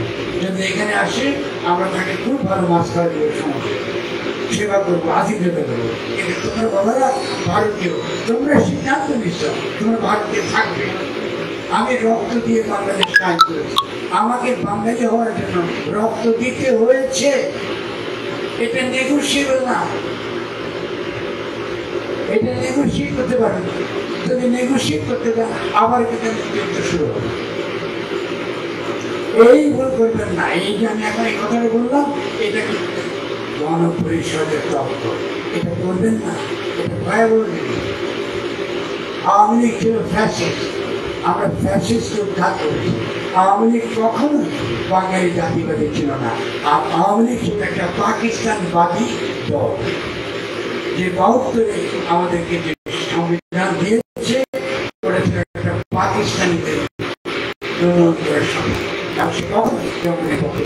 অনেক লোক আওয়ামী লীগ এখন চলে গেছে, তিনি কি আর তাদেরকে রাজনীতিকে বাদ দেবেন কিনা? এটা কিন্তু তর্কের বিষয় না। আপনি দেখতে হবে যে আওয়ামী লীগে ঢুকে গেছে, আমরা কিন্তু একবারও কিন্তু দল নিয়ে কথা বলি, দলের সাথে রাজনীতি করে সামনে কথা হচ্ছে তিনি ঢুকতে চান, তিনি কি ফ্যাসিস্ট, তিনি দল নিয়ে ঢুকতে চান, তিনি কি ফ্যাসিস্ট। কেন এই কথাটা বলতে হয় এখন? কারণ জামাতে ইসলামী ভাইকে যে জামাতি করে, আমাকে ক্ষমা করবেন, আমি পছন্দ করি, আমাকে ঝগড়া বিবাদ, কিন্তু যেখানে আমার বিবাদ আছে, আমি যে বিবেক থেকে বুদ্ধিবৃত্তির জায়গা থেকে যে কথাটা করবো, এটা মানুষকে শুনতে হবে। আপনারা জামাতে ইসলামী নামটা এখনো বাংলাদেশ থেকে রেখেছেন 72 সালের পরে। তাহলে একইভাবে প্রশ্ন উঠবে, জামাতে ইসলামী রাজনীতি করার জন্য অধিকার আছে? একইভাবে আপনি যদি ফ্যাসিস্ট হন, আপনার রাজনীতি করার কোনো অধিকার নেই, কারণ এই নামে আপনি রাজনীতিটা করেন। ঠিক একই নামে 72 সালে যারা 71-এ আমরা দেখেছি যে জামাতের নামে, ইসলামের নামে বাঙালির বিরুদ্ধে, বাংলা ভাষার মানুষের বিরুদ্ধে আমরা পৃথিবীতে মানবতার বিরুদ্ধে আমরা হাত থেকে, তারপরে এই দেশের জনগণ এত সহনশীল যে আমরা জামাত ইসলামী নামটা আমরা কিন্তু মেনে নিচ্ছি, আমরা মেনে নিচ্ছেন না, কিন্তু এটা বিপদ। আমি তাদেরকে বলেছি, বিনয়ের সঙ্গে বলেছি, ভারতীয় নেতা একদম আন্তরিক হয়ে বলেছে, ভালোবাসা থেকে বলেছে, মহব্বত থেকে বলেছে, আপনারা এই নামটা তৈরি করে বলেন, এই নাম দিয়ে আপনারা রাজনীতি করেন না, আমাদেরকে অপমান করে। যদি জামাত থাকে তাহলে আবার আওয়ামী লীগ থাকে, আর যদি আওয়ামী লীগ থাকে আবার জামাত থাকে। এই যে বাইনারি, এই বাইনারির যে রাজনীতি, এখান থেকে আমরা বের হয়ে আসতে চাই। এই যে জুলাইয়ের যে গণঅভ্যুত্থান, এই জুলাই গণঅভ্যুত্থানের যে মূল যে প্রস্তাবনা, এই সকল বিভেদ, এই সকল বিভাজন, এখান থেকে বেরিয়ে আসতে হয়। এখন কি হচ্ছে দেখেন, এখন প্রচার হচ্ছে যে তরুণ ছাত্ররা সবগুলো নাকি শিবির সমাধান, সব থেকে শিবির। তাহলে কি অসুবিধা? কোনো অসুবিধা নেই। শিবিরের ছেলে কি 72 সালে জন্মগ্রহণ করেছে? তাহলে সে যদি করতে পারে ইসলামের রাজনীতি, আমার কোনো অসুবিধা নেই। সে যদি এই নামে রাজনীতি করে আসে, যদি এই জনগণের মধ্যে থেকে সে যদি কি করতে পারছে, সে এই ফ্যাসিস্ট একটা শক্তিকে সে তো উৎখাত করেছে, সে তো জানবে, সে তো আপনারা এখন কি করতেছেন? ছাত্রদের মধ্যে আপনি ছাত্রদের মধ্যে আমি আগে শিখতে পারছি, ছাত্রদের মধ্যে আমরা কি করেছি, আমরা এই একটা বিভেদ তৈরি করা, ছাত্রদের যে গৌরব, এই গৌরবটাকে ক্ষুদ্র করার জন্য, এই গৌরবটাকে মুছে ফেলার, এই গৌরবটাকে কি একদমই একেবারে আমাদের স্মৃতি থেকে হারিয়ে ফেলার জন্য, বাদ দেওয়ার জন্য আমরা এখন শুরু করছি সব নাকি সমাধান নাকি শিবির করি। এটা কি ঠিক? অন্যায় কাজ। এই অন্যায় কাজ যখন আপনারা করবেন, সেখানে যখন আমরা অত্যন্ত কঠোরভাবে ছাত্রদের পক্ষে থাকবো, তাদের পক্ষে থাকবো, তরুণদের পক্ষে থাকবো, তেমনি আমরা বিনয়ের সঙ্গে তরুণ জোরে জামাতকে বলবো, কারণ আজকে আমাদের রাজনৈতিক জনগোষ্ঠী হিসেবে আমাদেরকে যদি গড়ে তুলতে চাই, আমাদেরকে যদি জনগোষ্ঠী হিসেবে আমরা আবার শক্তিশালী বাংলাদেশ করতে চাই, তাহলে আমাদেরকে খুবই গুরুত্বপূর্ণ একটা কথা হচ্ছে অতীতে যেসব ভুলগুলো আমরা করেছি এই ভুলগুলো থেকে বেরিয়ে আসা। কারণ জামাতের এই আন্দোলনে তাদের অবদান আছে, এটা আপনারা অস্বীকার করতে পারেন, আমি স্বীকার করি। তাহলে এই যদি থাকে, তাহলে যদি আগামী দিনে রাষ্ট্র নির্মাণে জামাত ইসলামী গুরুত্বপূর্ণ কোনো ভূমিকা রাখে, আমরা যেন সেই গুরুত্বপূর্ণ ভূমিকাটা আনন্দের সঙ্গে আমরা নিজেরা স্বীকার করতে পারি, প্রশংসা করতে পারি, লিখতে পারি, বলতে পারি, এবং একটা রাজনৈতিক জনগোষ্ঠী হিসেবে আমরা একটা শক্তিশালী হতে পারি এবং তার মধ্য দিয়ে একটা শক্তিশালী বাংলাদেশ আমরা কায়েম করতে পারি। তার জন্য আমাদেরকে অবশ্যই এই কথা বারবার বলতে হবে যে আমাদের সঙ্গে তার নামটা বদলাতেই দরকার। 72 পরে আমাদের যে গণপরিষদ, যে মতটা গড়ে ওঠে, আমাদের যে চিন্তাটা গড়ে ওঠে, জনগণের মধ্যে যে ঐক্যটা গড়ে ওঠে, এই ঐক্য যেন কোনোভাবে বিনষ্ট না হয়, তার জন্য এই প্রচার। যখন এটা থাকবে তখন এটাকে কেন্দ্র করে বাংলাদেশের জামাত বিরোধী একটা ধারা গড়ে উঠবে, ইসলাম বিরোধী একটা ধারা গড়ে উঠবে, বিভিন্ন রকম ইসলামিক টেন্ডেন্সি গড়ে উঠবে, যেটা আমরা মনে করি নতুন রাষ্ট্র গঠনের জন্য বাংলাদেশকে নতুনভাবে গড়ে তোলার জন্য এটা খুবই কঠিন। তো আমি এখানে শেষ করবো এই জায়গাতে, কিন্তু কিছু বিষয় আমাদের প্রশ্ন করলে চলবে। একটা হলো রাজনৈতিক জনগোষ্ঠীকে আরও কীভাবে ডিফাইন করা যায়, এটা আপনারা পত্রিকায় শুনতে পারেন অথবা আমার বিভিন্ন লেখাতে আমি ব্যাখ্যা করেছিলাম। এটা আরও নানান দিকে আছে, কিন্তু মূল ধারণাটা, মূল শব্দটা আপনাদের মধ্যে এসে গেলে আপনার সঙ্গে সঙ্গে আপনারা বুঝবেন যে রাজনৈতিক জনগোষ্ঠী, রাজনৈতিক পরিসর এটা অত্যন্ত গুরুত্বপূর্ণ ধাপ পড়বে। এগুলো ছাড়া রাজনৈতিক কোনো আলোচনা চল এটা সম্ভব না। তুষার যে কথাটা বলেছে, আবার আমি এতটা রিপিট করি নাই, সবসময় যে আমরা ইতিমধ্যে আমরা যে গণ অভ্যুত্থানটা করেছি এটা পরাজিত হয়েছে। এটা নিয়ে শোক করার কিছু নাই, অবাক হওয়ার কিছু নেই। এটা অনিবার্যভাবেই পরাজিত হওয়ার কথা ছিল। এটাই হতো, কেন হতো? যেহেতু সংবিধান সম্পর্কে আমাদের ফলে যারা সংবিধানবাদী তারা সহজে আমাদেরকে বুঝেছে যে এই গণ অভ্যুত্থান পরে কোনো না কোনো সংবিধান না থাকলে কেমন রাষ্ট্র করে। কিন্তু তারা জানে না যে ইংল্যান্ডে কোনো লিখিত সংবিধান নেই, নিউজিল্যান্ডে কোনো সংবিধান নেই, ইংল্যান্ডে কোনো সংবিধান নেই। সংবিধান থাকতেই হবে আমার কথা। এই তর্কগুলো যেহেতু জানি না, ফলে আপনার সকলেই এই বিভ্রান্তির দ্বারা আপনার তাড়িত হয়ে আপনারা অনেকেই ভাবছেন ধর্মনগর সাহেবের মাথা খারাপ আছে, উনি কী করে বলে যে আইন ছাড়া সংবিধান ছাড়া দেখছে। ব্যাপারটা একটু সহজ। আমরা যখন সামরিক শাসন জারি হয়, দেখছেন না সেনা অভ্যুত্থান, দেখছেন তো এলাকা আপনার সেনা অভ্যুত্থান হওয়ার কী করে? তিনি অভ্যুত্থান করেন, তিনি ফরমান দিয়ে দেখছেন, উনি সংবিধান স্থগিত রাখেন, ফরমান দিয়ে দেখছেন। আর কেউ করেন গণ অভ্যুত্থান হয়েছে, সামরিক অভ্যুত্থান, গণ অভ্যুত্থান হয়েছে।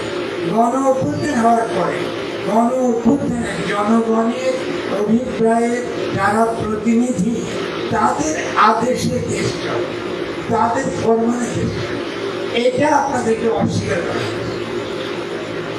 আপনাকে বোঝানো হয়েছে সেনাবাহিনী ফরমান দিয়ে দেশ চালাতে পারে, কিন্তু আপনি একটা জীবন দিয়া শহীদ যদি আপনার এই একটা সরকার, অন্তর্বর্তী সরকার আনেন উন্নয়নের সঙ্গে,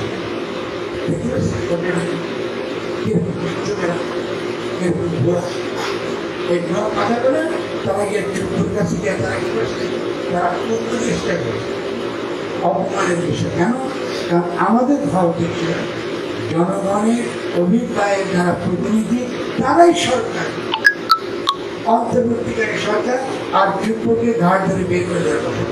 এটা তো দেখি এবং গিয়ে নতুন সেনাপ্রধান নিয়োগ করা, বিভিন্ন জায়গায় জনগণের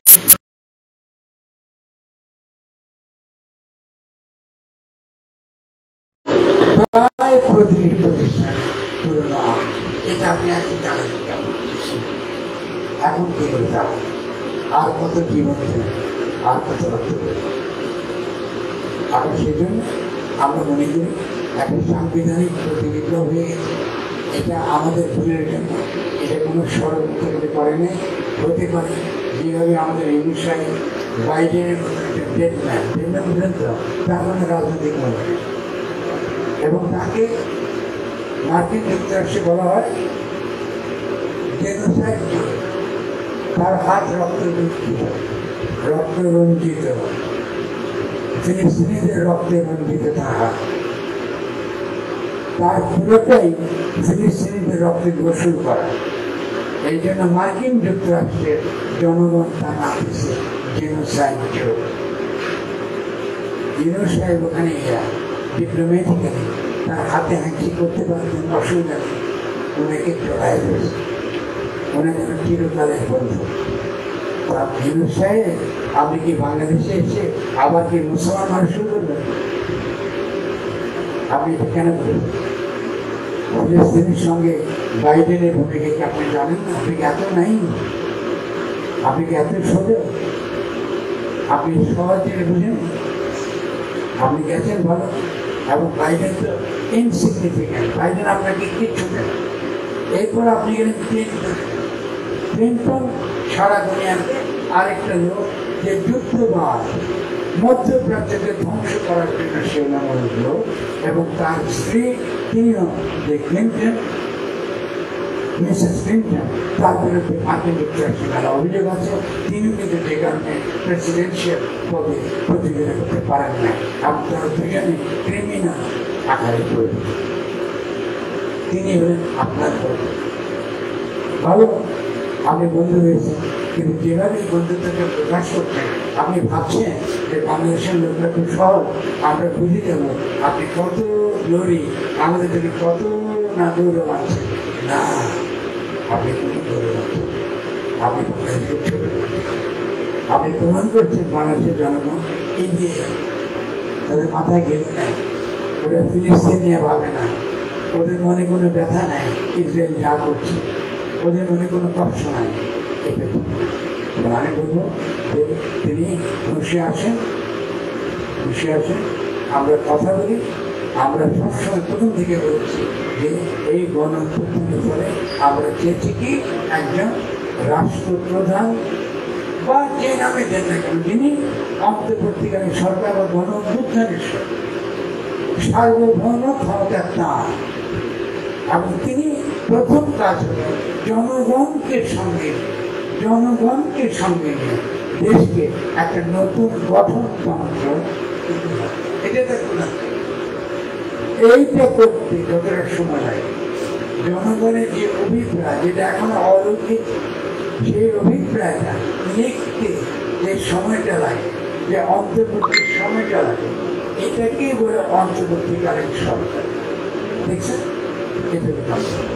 তাহলে পলিটিক্যাল কনসেপ্ট পলিটিক্যাল ধারণা আমাদেরকে অবশ্যই পরিষ্কার থাকতে হবে ডক্টর ইউনুসের প্রতি আমাদের সমর্থন থাকবে কিন্তু তিনি যদি ক্রমাগত এই জন্য ভুল করেন আমাদেরকে সমালোচনা করতে হবে সমালোচনা করে তাকে সঠিক পথে থাকা একমাত্র হবে আমি এখানে থামছি আপনারা প্রশ্ন করবেন আমি দেখতে পাচ্ছি অন্ধকার থাকে এবং আমরা প্রশ্ন ধরে আমরা উত্তর দেব আর আমি মনে করি দুভাবে হতে পারে অর্গানাইজার আমাদের সহায়তা করবেন সংগঠন করবেন যদি কেউ মন্তব্য দিতে চান আপনারা মন্তব্য করতে অসুবিধা কিন্তু প্রশ্নটা ট্রাই করে লিখে দেন মন্তব্য করার সময় প্রশ্ন দেবেন মন্তব্যটা ক্লিয়ারলি করবেন যদি কোনো প্রশ্ন মন্তব্য থাকে মন্তব্য করে কিন্তু প্রশ্ন ট্রাই করে লিখে দেবেন উত্তর দিতে অনেক থাকে